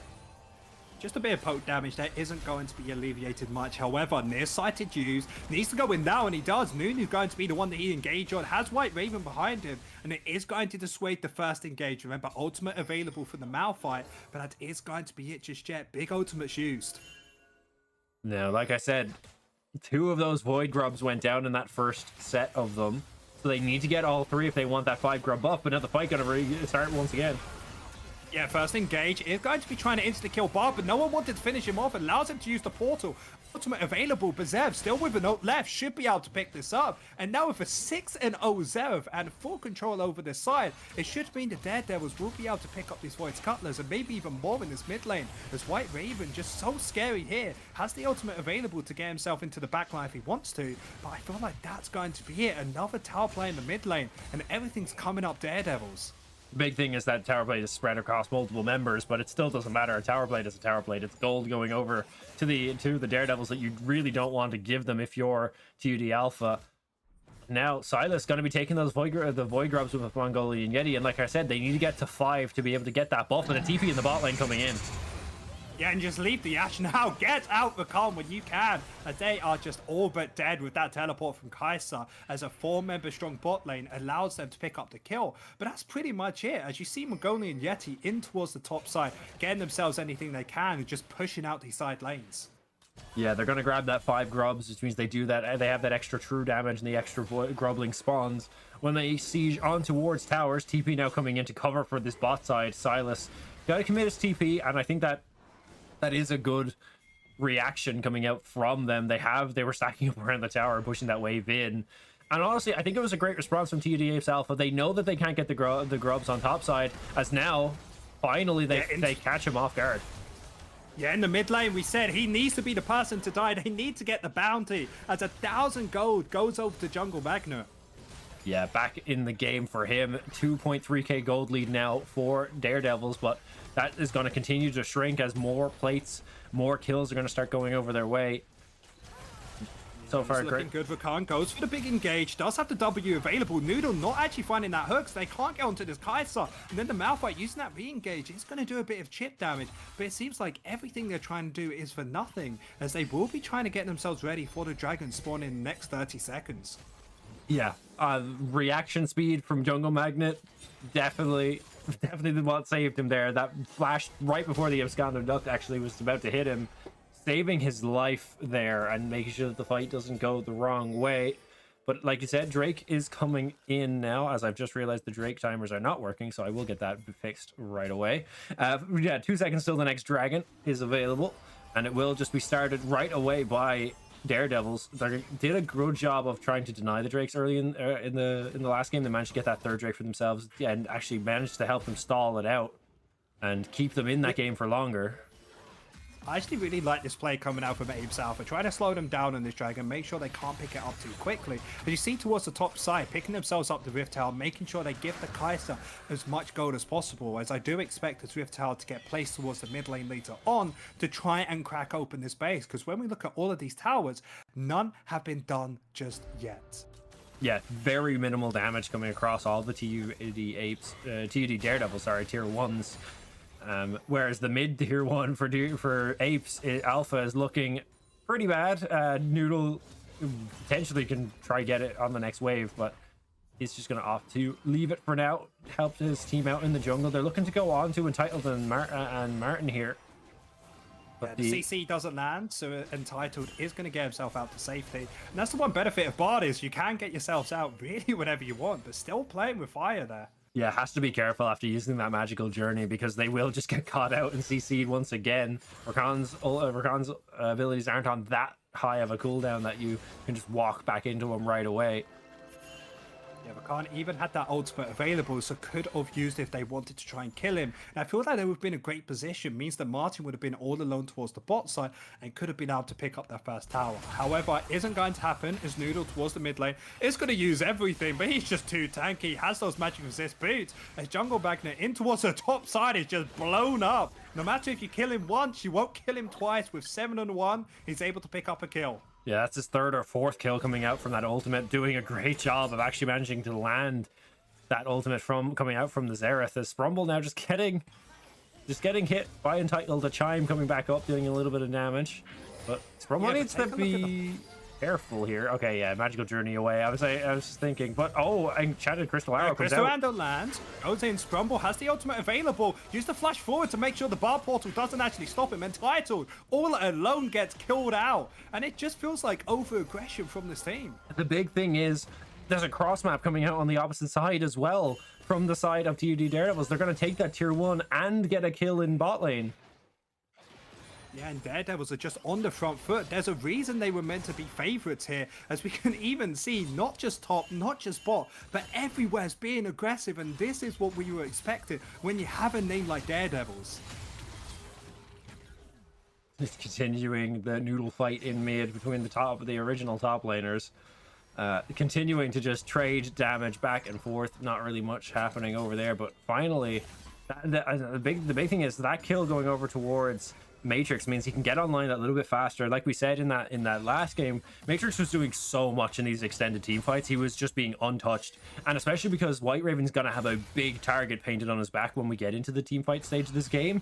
Matrix needs to be able to pop off and get as much damage down as he can. So getting items accelerated here for him is gonna mean a lot once we get into this kind of 20 to 25 minute mark. Yeah, and that's the one thing we really talked about was when you have an AD carry, you have somebody else who is super strong in the game. When you only have quick engage onto one person, like the ultimate coming out from Razor, it means that somebody else is free and available. So even if White Raven is taken out, it should give an opportunity for Matrix to be that big team fight threat that we saw him do. Because last game, there were a few team fights that were so won just by him. Yeah, he was left untouched in a couple of team fights in that last game, and it was only once they actually got on top of both himself and the Kai'Sa that they were actually able to win out that game. So as we move kind of into these, like, out of the mid game into the late game, we're gonna have to keep an eye on the positioning for both the Xerath and Matrix, because if they can stay alive in these fights, it's gonna be a very easy cleanup for them. Yeah, Helltech, one thing I was looking at is the Dragon Pit. I felt like I was in a pixel art game for just a second. Like, I mean, what even is that? I mean, it's a cool effect. Of course, doing game design myself, I'm absolutely loving how they're making every single game of League of Legends with a new glitch. So we do see a bit of a fight in the bot lane. It's going to amount to much. But yeah, both of these teams being a bit hectic, trying to get things going. Yeah, I mean, at least it's not the one where Cloud Soul comes up and the whole rift, like the ground starts to vibrate. Because that sounds actually quite fun. That's like a bouncy castle, no? Yeah, it's weird. It's like the textures of the two different riffs overlap, and it like looks like they're vibrating. But Wait the a game's second coming as in. bot lane. Have a big engage coming out. Martin tried to get himself back onto that. Ultimate doesn't land. Means the Zeph is just able to free fire. Isn't able to get that last hit. TP as well from Noodle. But no Malphite ultimate available means he can't get that kill. So all for nothing yet again as Apes Alpha able to get out here. As you can even see in the mid lane trying to get that mid tower. Well, we're going to have to see Nunu looking for the engage here. Has the E available. Trying to be tanky enough, but great dodging away from the Kaiser, but it's just not enough. So the ultimate available from Noodle is able to pick up that kill. Yeah, great push. The tower is going to get hit by the Herald, but they're not even done yet. Yeah, guy from War Bard is just dead here. No portal available. Means that he's going to get it taken out. Malphite has the ultimate available to get out here as both of these teams just fight after fight after fight. Yeah, but the big thing is Daredevils is getting the best of them. Raise the World finally getting chunked out, but it's not going to matter. Still manages to walk away with his life. Yeah, Almost trying to fish that off. As Martin, my God, is barely able to keep his HP bar above half as Nunu will be coming in here. I'm expecting his ball to not be going for that tower, to be going for someone else, but Razor with that spell shield will be able to tank that up. And Daredevils in a pretty good position, don't you think, here? Yeah, this is the thing. We were talking about Smolder kind of before we got into the game number one, right? And Smolder is broken, but if you can subdue the Smolder and keep him down for as long as possible and make sure he cannot get to that 22-25 stacks and try to end the game before he can actually become that late game threat, it is a viable strategy. And this Smolder is having a really hard time of gaining stacks in this game. I can have a quick look now. We'll do our little Smolder update. He's on 147 at 20 minutes. I mean, he's hit his first milestone. That's better than nothing. You know, when you get that participation trophy, not for being the best player, just for, you know, showing up. I feel like that's what this Smolder's been this game because you said before, hasn't had that opportunity to stat because some people at 21, maybe 24 minutes have already got themselves to that 250, got themselves to those burning stacks. So the side of Apes Alpha need to try and put him in a side lane and let him scale. Yeah, that's for sure. And Noodle gonna be taking away the Malphite ult, going back in with it now, just gonna be trading health bar for health bar, trying to see what he can get. Yeah, not going to be much though. Entitled very close here. But Noodle, just with a wet Noodle fight up here, will be able to kill him if he had enough time. But with a tower there, it is going to amount to not much. It's the only major objective for both these teams to fight for is going to be that Baron. And remember before this, we saw Daredevils in the opposite position, being super far behind, not be able to get anything going as bot lane. Raise the world, using the ultimate available. Jungle Magnet around here has just everything to try and stop this. Zeph is trying to do everything to try and kill him here, but instantly going to get engaged on. Flashing over the wall to get him out to safety, but the Bardo does hit onto two members, and this could mean a change of plans as Martin tried to go in here. Razor very close nearby. White Raven, no flash available, is just going to die here. So it's all on the support trying to get out as Apes Alpha with a good TP out in the back line does mean they should be able to pick this up, but take a look. The Baron's instantly going to go down on the side of Daredevils. I don't think they didn't know that the Baron was started. They just seen, because it was Jungle Magnet that actually kicked that one off. He TP'd in behind the Silas, and then all of these separated fights began. But the moment that Kai'Sa TP came out, they started that Baron. They have the Ashe, they have the Nunu, they can do it if they have enough time. And what a big steal coming out from Daredevils. Yeah, good stun coming out from Bard there does mean that Apes Alpha will be able to go for that reset, and I still don't think that Baron was that good. Yes, it was the best play that was possible for them, but when you think about it, Apes Alpha on the back foot, able with a great TP to turn this game around, and now the Sarah feels a bit more like a nuisance than an actual major damaging threat, because with no flash available, they have the Malphite, they have the Nocturne, and they just say goodnight whenever they have their ults. Yeah, and that is exactly what happened. The Kai'Sa TP's in, Razor goes onto one of them. Matrix is up doing the Baron, so they can just solo or just target out the White Raven on the Xerath, and he can't really fight into you if you're just kind of diving on top of him, because you can just spell shield that stun coming out from the Xerath, and now another fight coming in.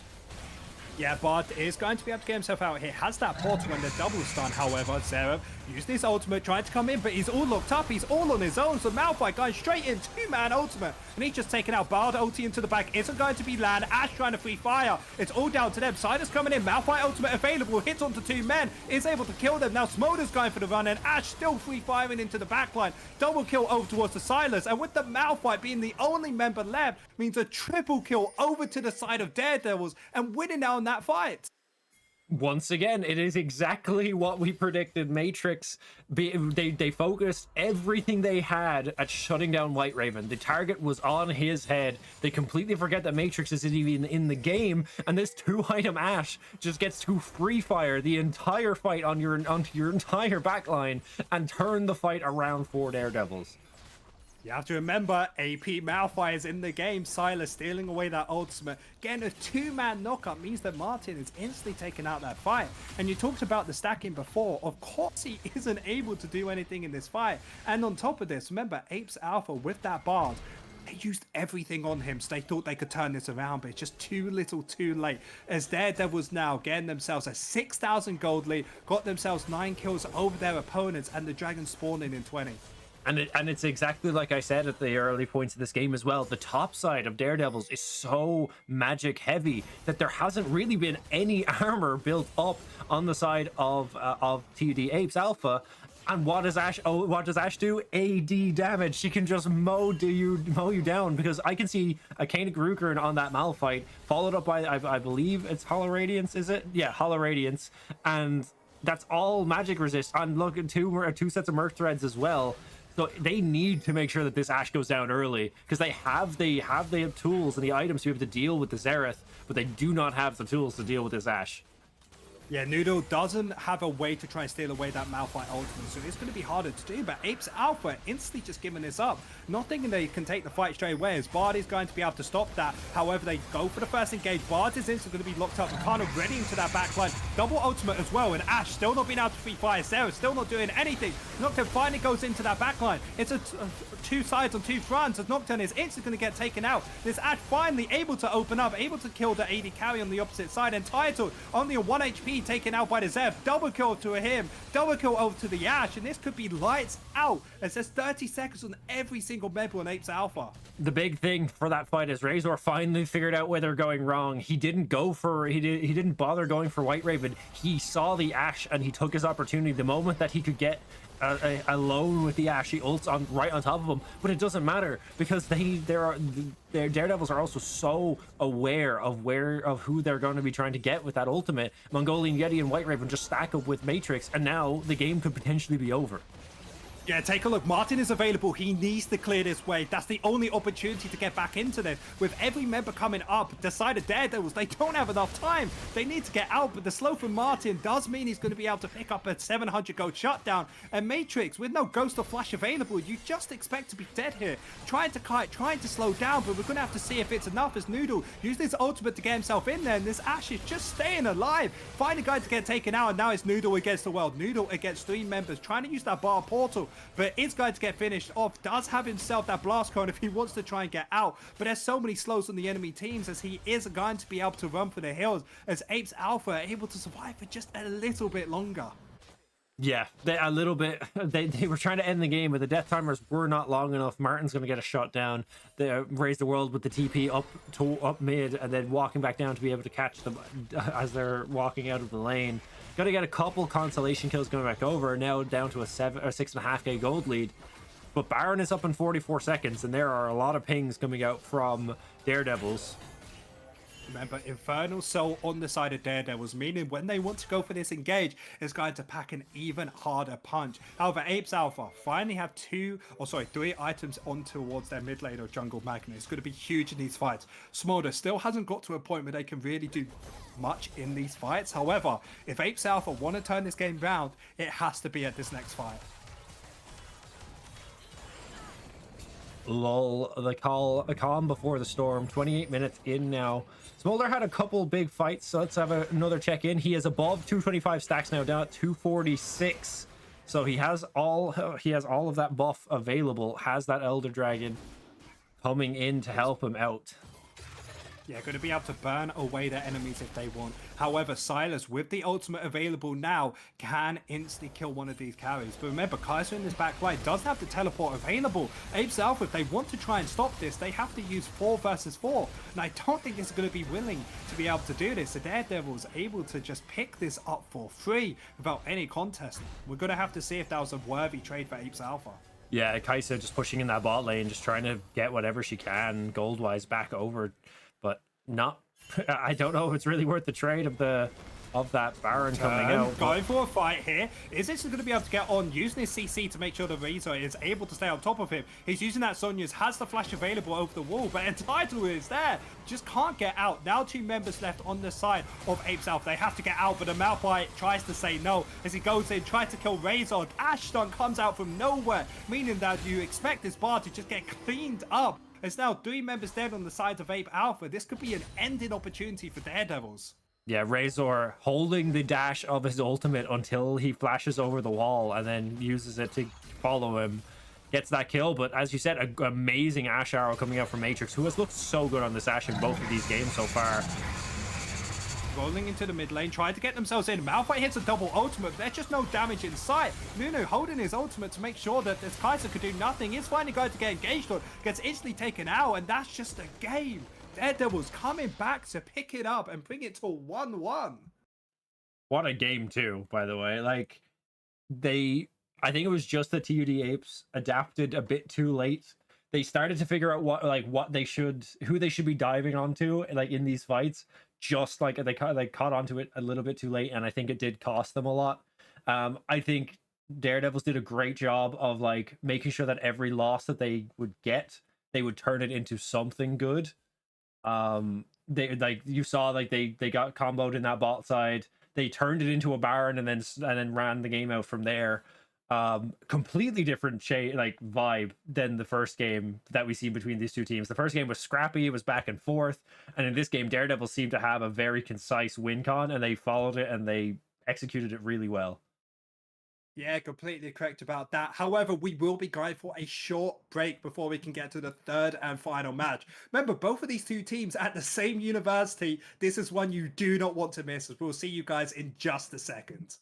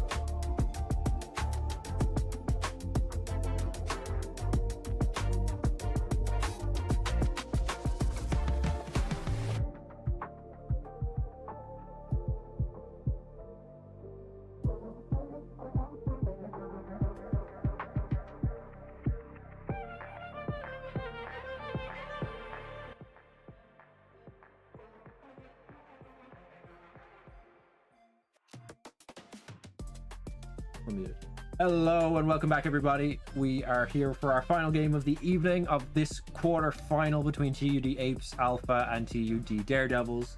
A game that we thought potentially probably wasn't going to 3 games, but they have proven us wrong. They are going to have they're just putting out everything in this college v college derby, or university v university derby.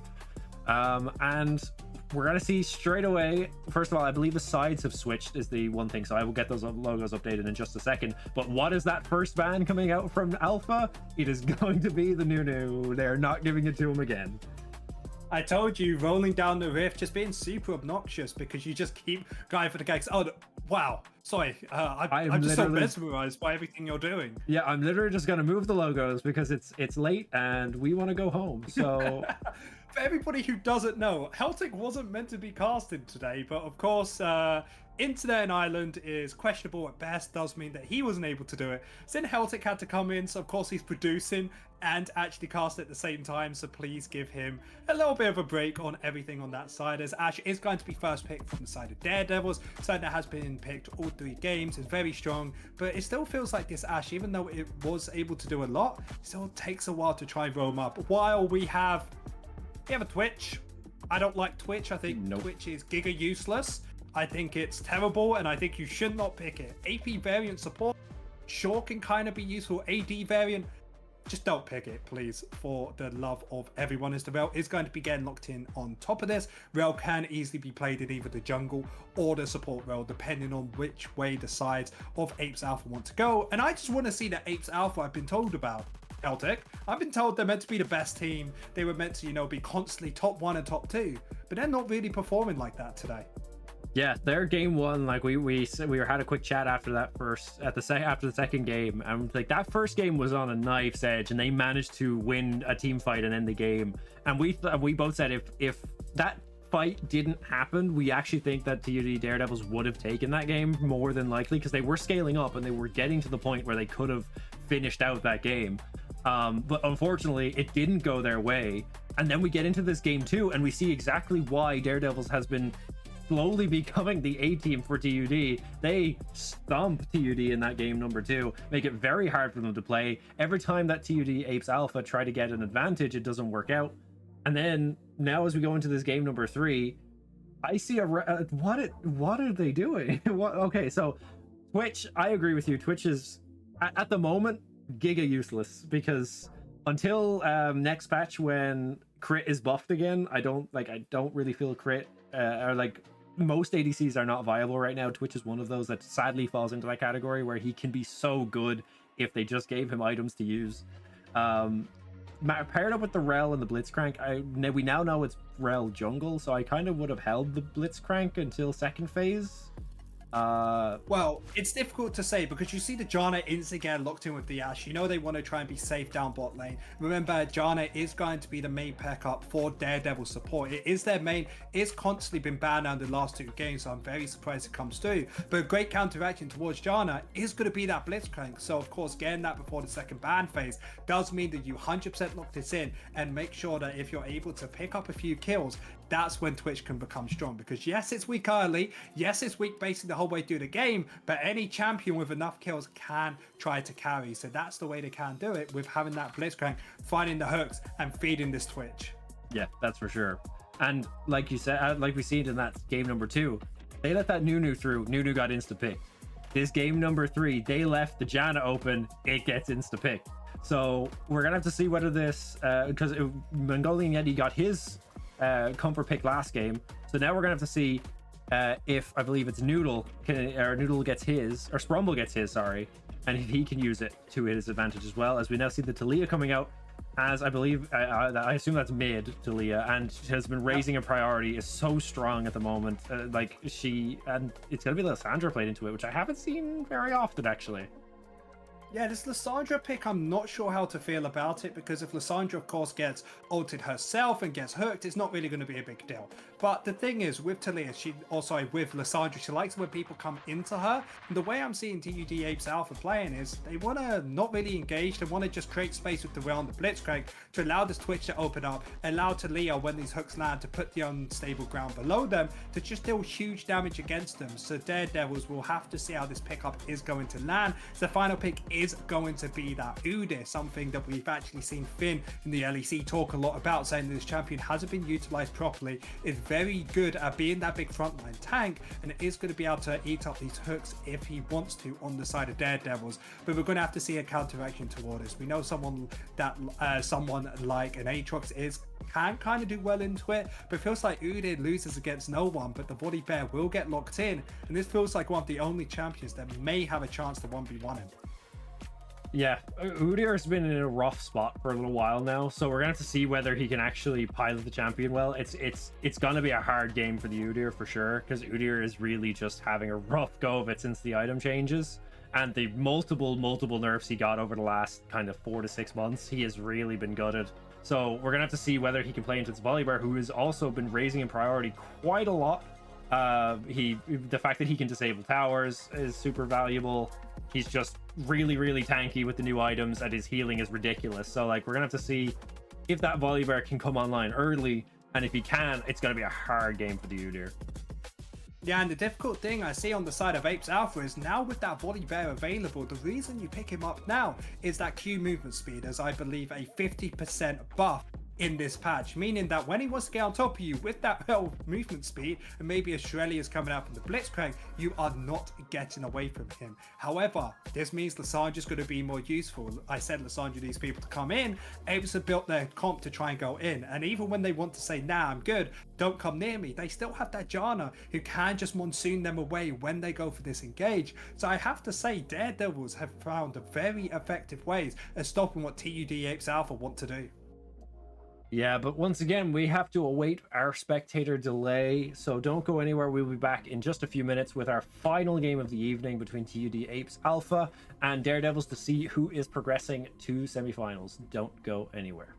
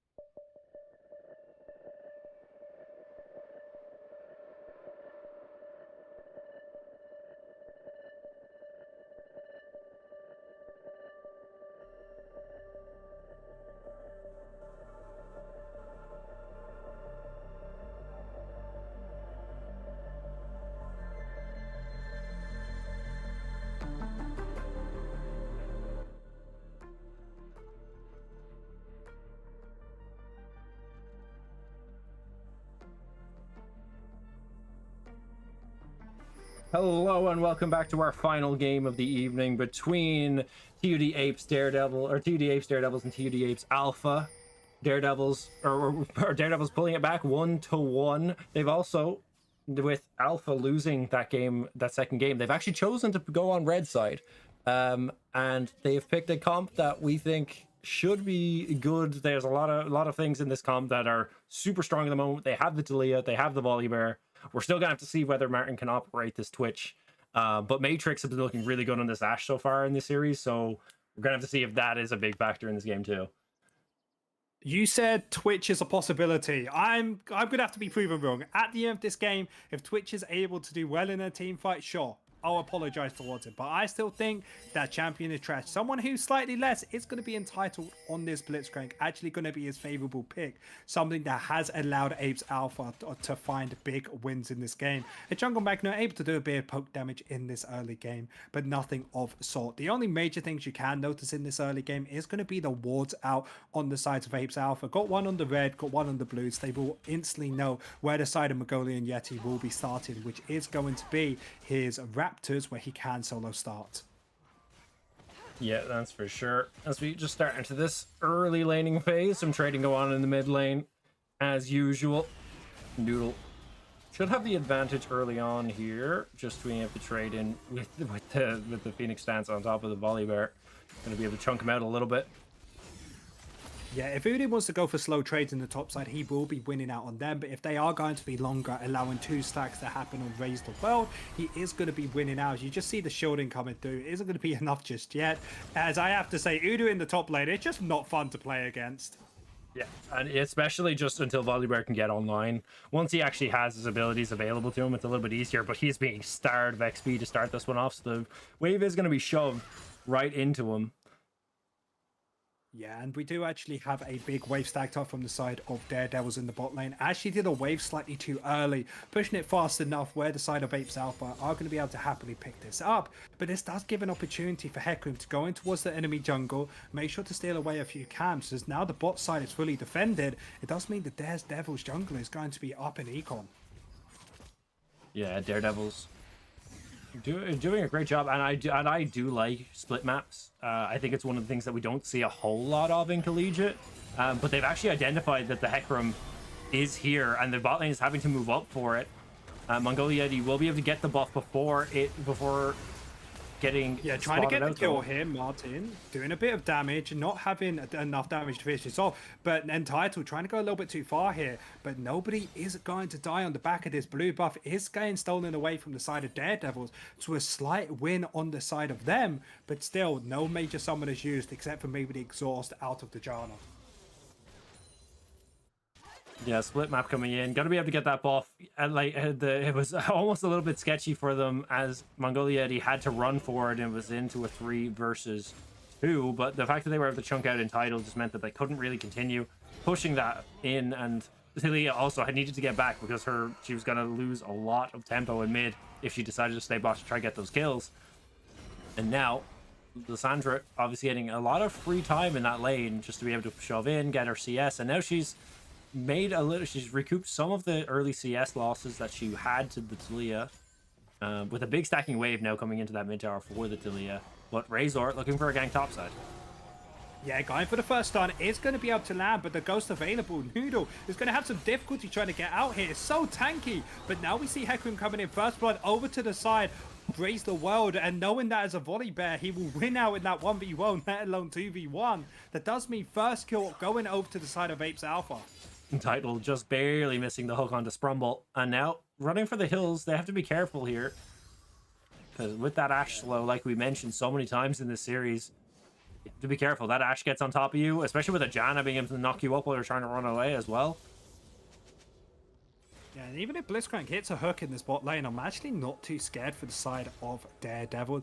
Mostly because they don't have the damage without the Ignite on Apes Alpha to try and instantly burst you out. However, Martin will be looking for something here. There is going to be a big stack wave that will do damage to him the whole entire time during this fight. And you can see the amount of damage he's getting hit with was definitely not worth it. But I think he went for that play just to try and get a little bit of poke damage onto this wave, allow him to maybe set up a freeze in just a second.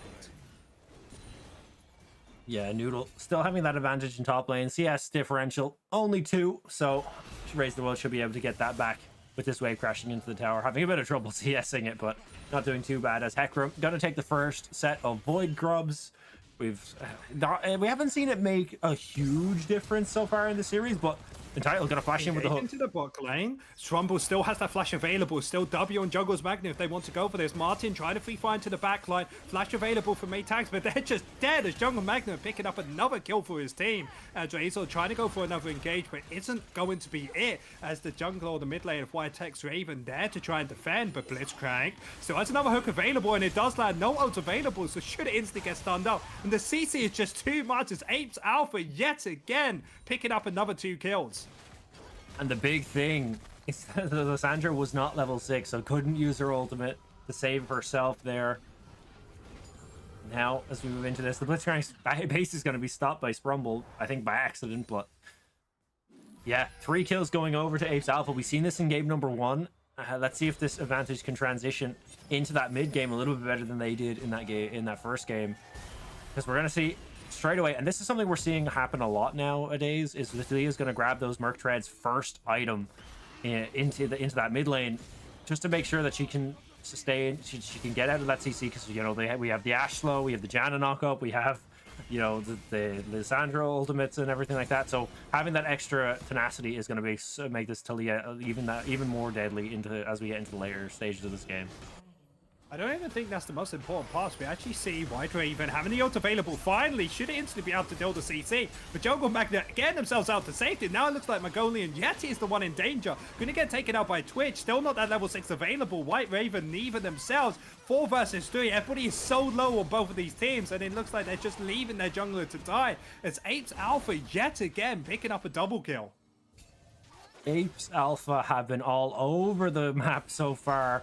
They're just winning out on this bot side. Udyr gonna get a kill onto the Volibear as a response, but it's not really gonna get them too much. The TP coming straight out by the Volibear, and again they're gonna get caught out in this bot side. Into the back line, and Title trying to be tanky enough, and it is gonna get taken out before he's there. No assist for Razor though. Still a huge win on the side of Apes Alpha yet again, and it just feels like they're in a position here where they can't constantly go for fights. And I did say if this Twitch gets a lead, there may be a chance to be a useful champion. Being 3-0, almost getting himself that first item, this Twitch may be proving me wrong.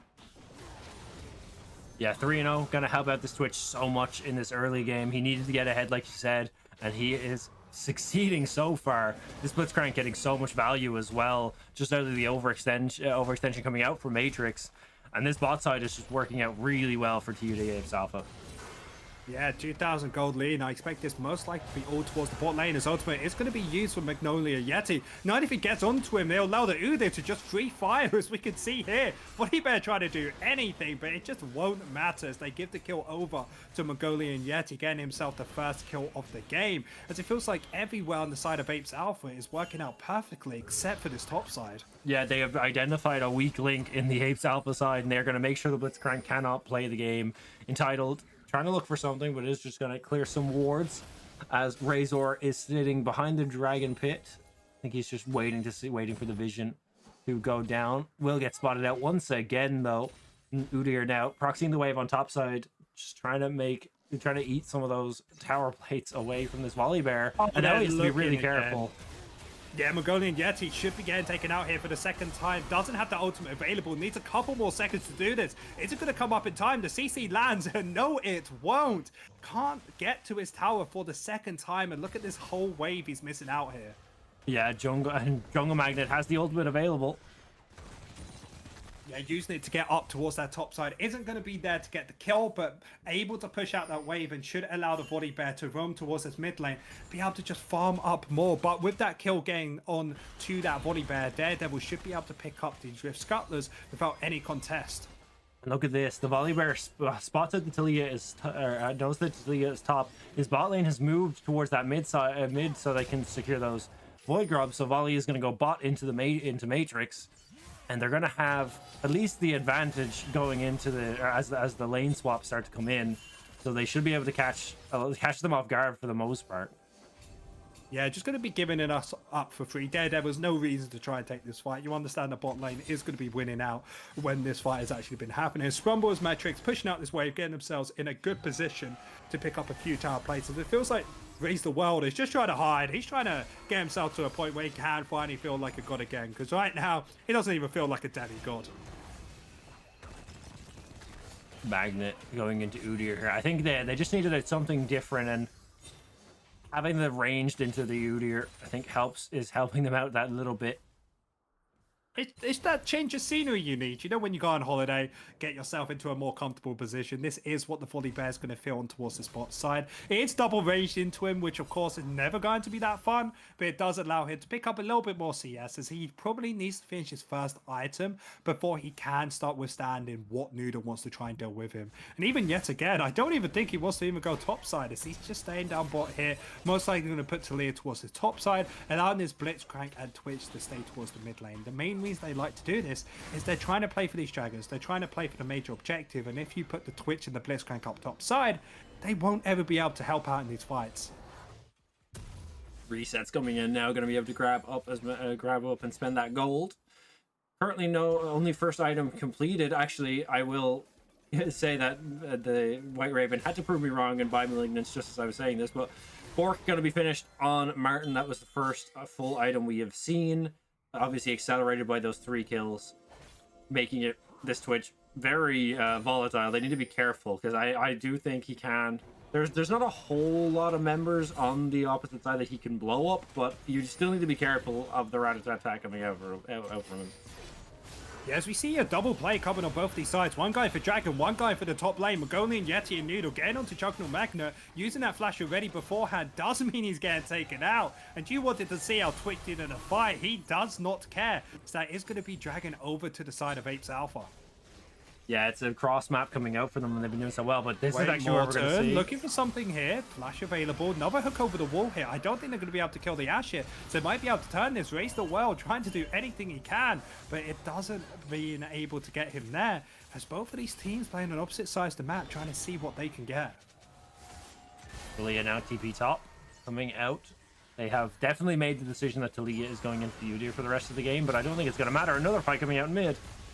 Twitch in the mid lane, Cleanser Flash used already available from Martin, but that is going to be the death over. So now it's AD carry versus mid laner, as they are going to be going against Raise the World. He's just running away, using both the flash and the ultimate to barely survive that. But if Title finds a hook here, there is a possibility to find the kill, but that seems like that is going to be it. And like I said, Twitch is useless. It's not the player, it's the champion. Guess what? You have someone like a Lysandra in the mid lane, someone like a Hecarim in the jungle. He shows up, you just press R on him. He shows up, you press R as well on Mongolia Yeti. It just isn't playable for an AD carry here. Yeah, Mongolian Yeti honestly has been doing a great job of saving this game for the side of TUD Daredevils. They were really it was looking rough for them. And now these repeated ganks towards top, and then now transitioning it to mid as well, just catching them off guard, has got the Hecarim online. And with the Lysandra now having Malignance as well, they're just doing so well to just transition that lead that they got from the top side over across the map, and now back out of that gold deficit now, up 1,000 gold. Gonna have to see. Sorry, go ahead. Spirit Shojin being a really good point on the side of Daredevil, because when you play Hecarim, you're there for the early game. You're there to be that huge mid-game power spike, and they really get strong at 2 items, but that first one is definitely not going to hurt. We see a big difference in how both these teams want to play. Of Daredevil's trying to go for the early, while Apes Alpha are trying to go for the top side, while Apes Alpha are going for the bot lane. However, their bot lane is going to be roaming up here, so this should be the first Rift Herald going over to the side of Apes Alpha uncontested. Yeah, we've seen the Rift Herald have some value in the previous match as well, being mainly used to crack that mid tower open. Helps you get so much more control of the enemy jungle. They already have that top tier, or neither of the tier 1s for that blue side are down yet. So having that Herald... Magna needs to be careful here. Ultimate use from Whiter, and this is just a kill over to the side of Hecarim. There's just nothing you can do against this. Noodle in the bot lane getting himself a bigger wave as well, as yet again Daredevil's picking up another kill on this Hecarim. Yeah, and the Hecarim has identified a win con here, and he's just making sure that he sticks to it. He knows that he needs to stick to these topside champs and make sure that they can play the game. Yeah, trying to get themselves in a good position for this. This really just comes down to Lissandra, who's just able to CC anyone up to allow the Hecarim to finish it off. And yet again, Lissandra with the CC, Hecarim with the damage, able to just bully out Razor from the jungle.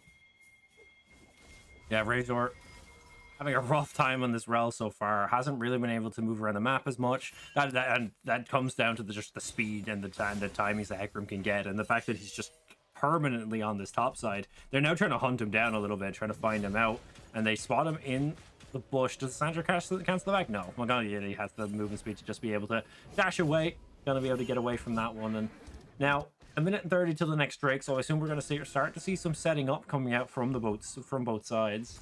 Yeah, Dragon and Peace on both of these teams, they are in a good position to get themselves ready, as we will be able to see the difference in gold. Said before, the side of Daredevils playing for that top side has 7,000 and 3,000 gold lead in towards these junglers, compared to the side of Apes Alpha that play for the bot lane, had a really big start for this Twitch, has 1,000 gold lead there, but it's felt like this Twitch has kind of come down a little bit after that first item, hasn't been able to really find that pick off that we seen earlier on, and this just comes down to the top side constantly getting caught out. Means even if Blitzcrank finds a hook, they don't really have the advantage of the members. Yeah, and Twitch now gonna base before that Drake get his next item. Gonna get to grab that recurve bow as they start to move in towards this third Drake. Sorry, I thought it was second Drake. But yeah, going to be looking for this, but entitled, you just cannot be here alone in no man's land. Gonna yet again get taken out by Goalie and Yeti, and you said there was gonna be a fight. They said no on the side of Daredevils, as with that kill, that should be the next Hextech Soul over to the side of Daredevils. Yeah, that's unfortunate from Entitled, and they were waiting for that. They were sitting in those bushes for about 30 seconds, waiting for anybody to walk up so they can pounce on them. And this has kind of been the story of this entire game coming out from Mongolian Yeti. Just try to pounce on whoever they can, catch them off guard, find one pick, and then transition it into whatever they can. And so far, it has been working. They have been pulling this game back after that kill deficit going, or the kill deficit going early to the side of TUD Apes Alpha, but Entitled with that slow death timer, gonna be coming back in here, trying to look for a steal. Yeah, teleport's coming in. Only 2k left on this dragon. Somebody's going to have to smite it away, as everybody has to look at Mongolian Yeti. Is he able to deal the damage he needs to? Is he finally got to the back line? Guy against the Twitch is able to finally kill him, meaning that there's no damage on the side of Apes Alpha. So it's all about this Hecarim. Can he finish them off? Raise the World getting taken out, and only leaving Jungle Market alone in here. It's a 2 versus 2. Gets taken out the Hecarim. Noodle versus the other top lane of Raise the World is taken out, and there's going to be an ace on the side of Daredevils, having 3 members left. What a fight coming out from them, and I think Alpha knew they had to make something happen. So they're just attempting to get, they're trying to get in for that fight. They try to go for the steal. They managed to get the steal, to get the dragon. They do lose all of their members in the process, giving a bunch of gold over to the side of TUD Daredevils. I mean, they get the dragon, that's better than nothing. And Martin maybe looking for more here, trying to find the kill on the scramble. Use that flash and shield available, but it might be able to pick up a double heal. First one goes over, has the Q now after picking up that kill, but that one auto attack means that movement speed is just gone, allowing the Janna to get out. As that play, quite good for the side of Martin, but still, Daredevil's in a great position. 2 items complete on that Hecarim, being 7-2 now. He's just such a huge threat in these fights. Yeah, that's an unfortunate auto attack or attack move. Click by Martin, accidentally hits the minion, which is unfortunate. Loses the second kill on the Sprumble, but still manages to get the kill over onto White Raven, delays them some time. Matrix, good flash. Good flash. Yeah, really?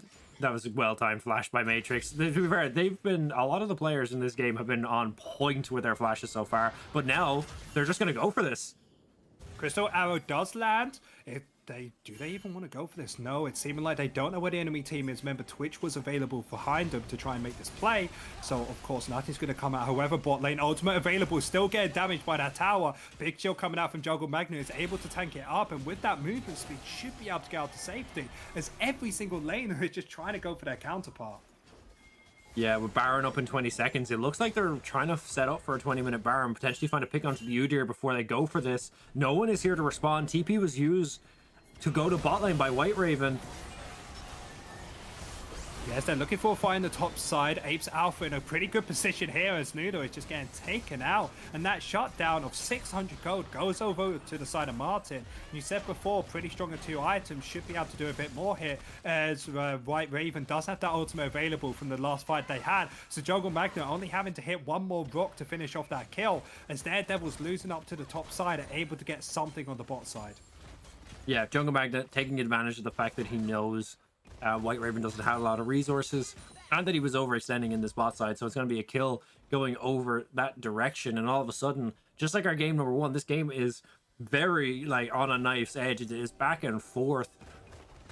TUD Apes Alpha taking the early game, but Daredevil's fighting back as we got past that kind of 10-minute mark, and now it's anyone's game once again.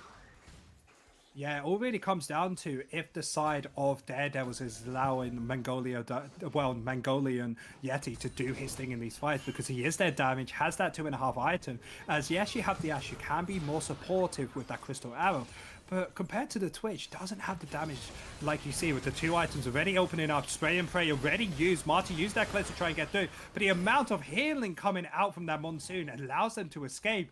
And now here's the question, with that Spray and Pray down, a lot of the damage Apes Alpha had in these big team fights is completely gone. So there is an opportunity for Daredevils to allow Mongolian Yeti to fight the fight. Yeah, and we can look at the difference in Matrix at this point in the game of game 1 and game 2. He is a lot further behind on this Ashe this time as he was in those first 2 games, and you can tell the damage numbers are a lot lower. So as you said, he's gonna kind of have to play a little bit supportive with those Ashe hours, try to find those opening picks, and then just try to layer whatever damage he can. But he's not going to be as big of a solo carry as we go forward in this game. Yeah, remember, Dragon's up in the next 50 seconds. Apes Alpha have 2 to their name. It will be sell point if they can pick this up. But instead, they will be looking onto Mongolian Yeti. Has, remember, that tower towards him if they want to try and defend this. As I do believe they're here, as Noodle needs to be careful. Has Entitled here as well. Same with Volleybet. Go straight onto that Hecarim. This is the member you need to kill. This is the player you need to get taken out. Jungle Magnet nowhere nearby, so the damage just isn't there. Able to tank this up. But see, there's no members of Daredevil, so Noodle now having to try and run away. They just have to escape before the team tries to come. But the rest of them are starting to try re-engage here. They're not going to try to cancel the backs, but they can look on towards... They're actually going to be pinging the Drake. It does look like they're going to shove in this mid wave and then look for the Drake. They need to start trying to stack the rest of them because they lost that third Drake due to a steal, so they want to get ahead of themselves as they move into this one. Yeah, 2 dragons apiece for both of the teams, and the difficulty thing for Apes Alpha was, yes, they found a good pick off, but it was just too little too late. You don't have your Twitch there, who is your major damage source, and now because they're in a bad situation, Daredevil was able to instantly smite this out. But it depends, can they actually get out this fight? Teleports into the backline, Spray and Pray just coming through, takes out Scramble, goes over to the side of Raise the World, stun comes through, but Whitex Raven tried to get themselves out there as Ash on the backline gets taken out yet again by Martin, as White Raven used the ultimate on top of them themselves, but this is just delaying your death as ultimate comes through. Maybe it hasn't. Mongolian Yeti trying to find another kill here, but just doesn't have the damage as Raise the World has been able to get tanky enough as Daredevils may be able to pick up the dragon but lose 3 members for it. The Mongolian Yeti actually got hooked by Entitled and he's gonna die for it.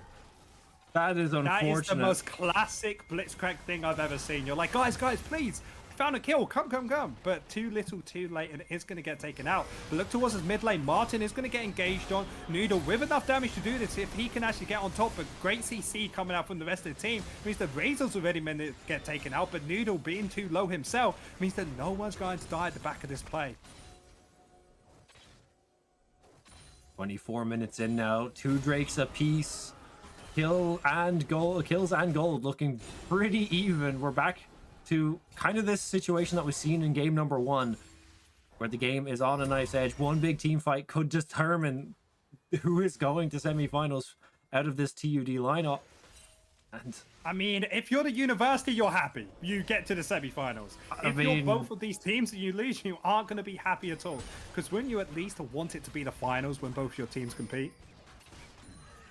Like, let's look at, like, we're looking at TUD here. They are the powerhouses in this tournament. 4 teams making it to playoffs and 2 of them having to face in quarterfinals.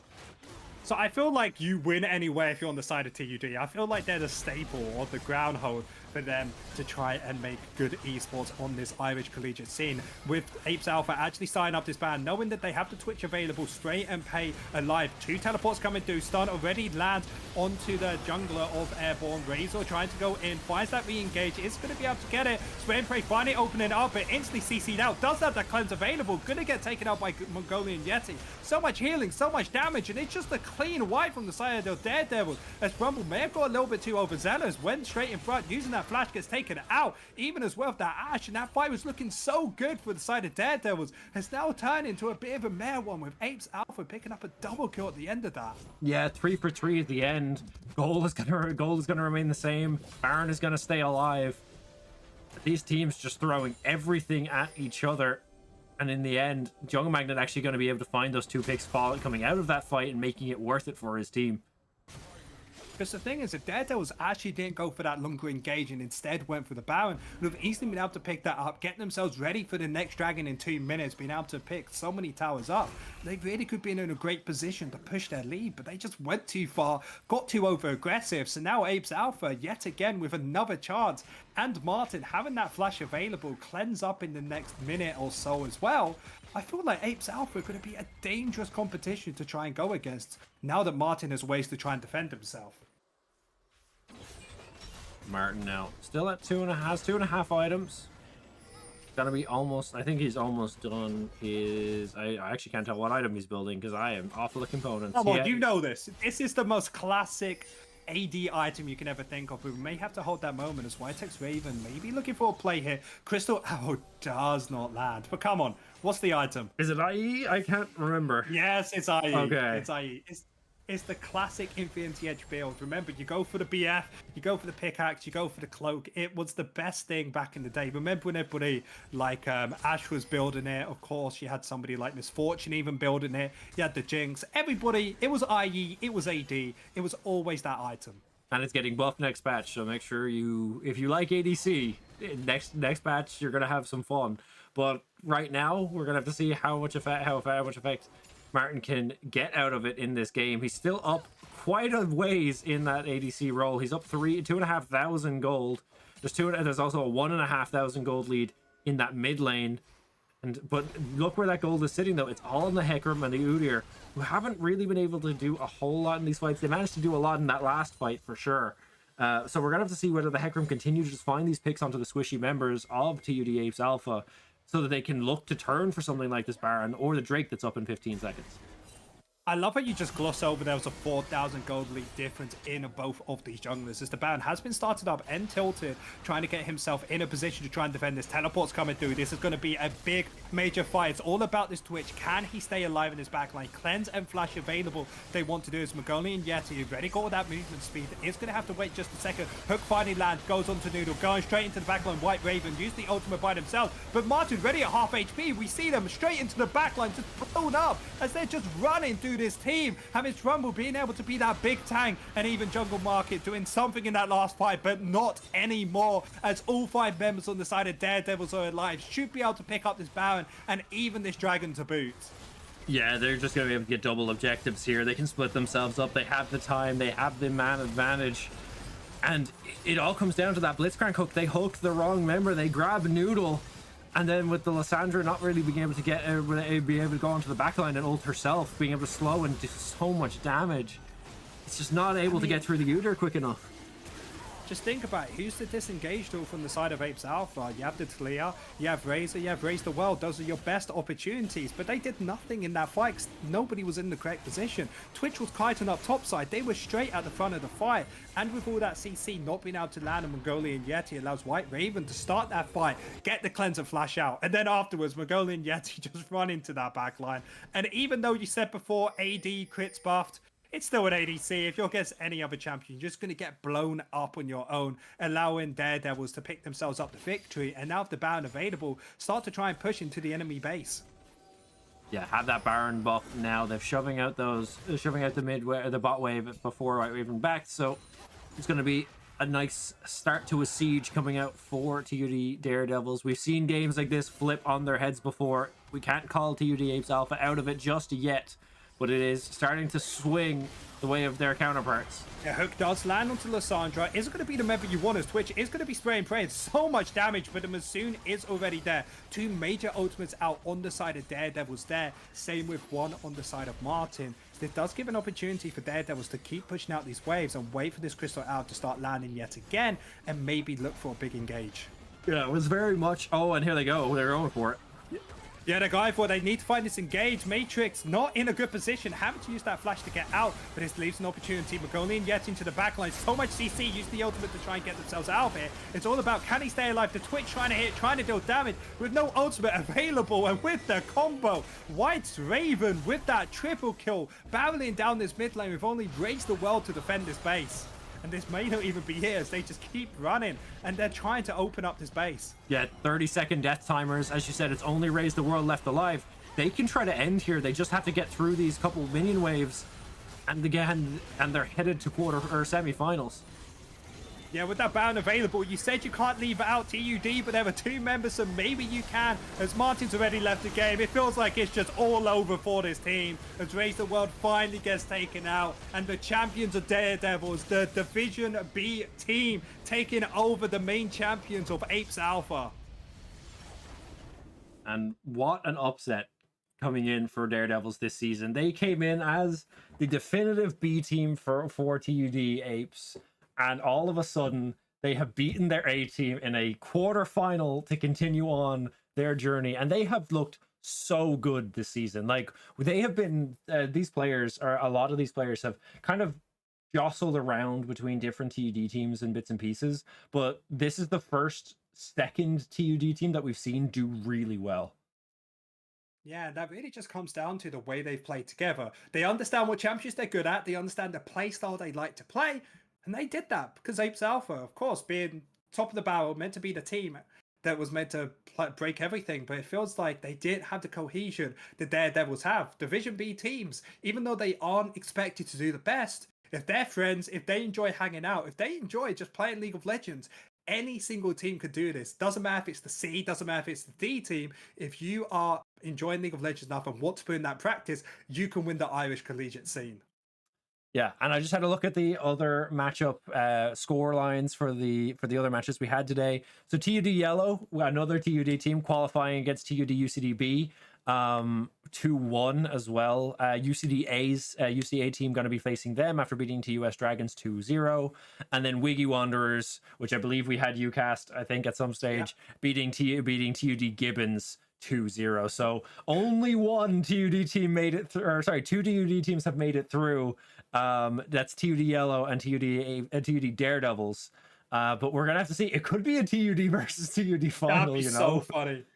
That'd be amazing to see. But remember, Wiggy Wanderers, one of the big teams with TUD Apes Alpha to win this all. So they'll have to get through Wiggy Wanderers if they want to have a finals like that. And if I know the Irish collegiate scene, we're going to get some messy picks, some exciting picks. But that is going to be it for today. I want to say a massive thank yous for everybody for watching this. We do apologize for a few delays on the stream and a few delays with the people on the stream. It's messy behind the scenes, but we're able to get through this. Remember, massive sponsor to Natives. I was fortunate enough to be able to cast their main team, and now come to Ireland. It's been a massive pleasure for a UK guy like myself. But except for that, have a wonderful day and have a good weekend.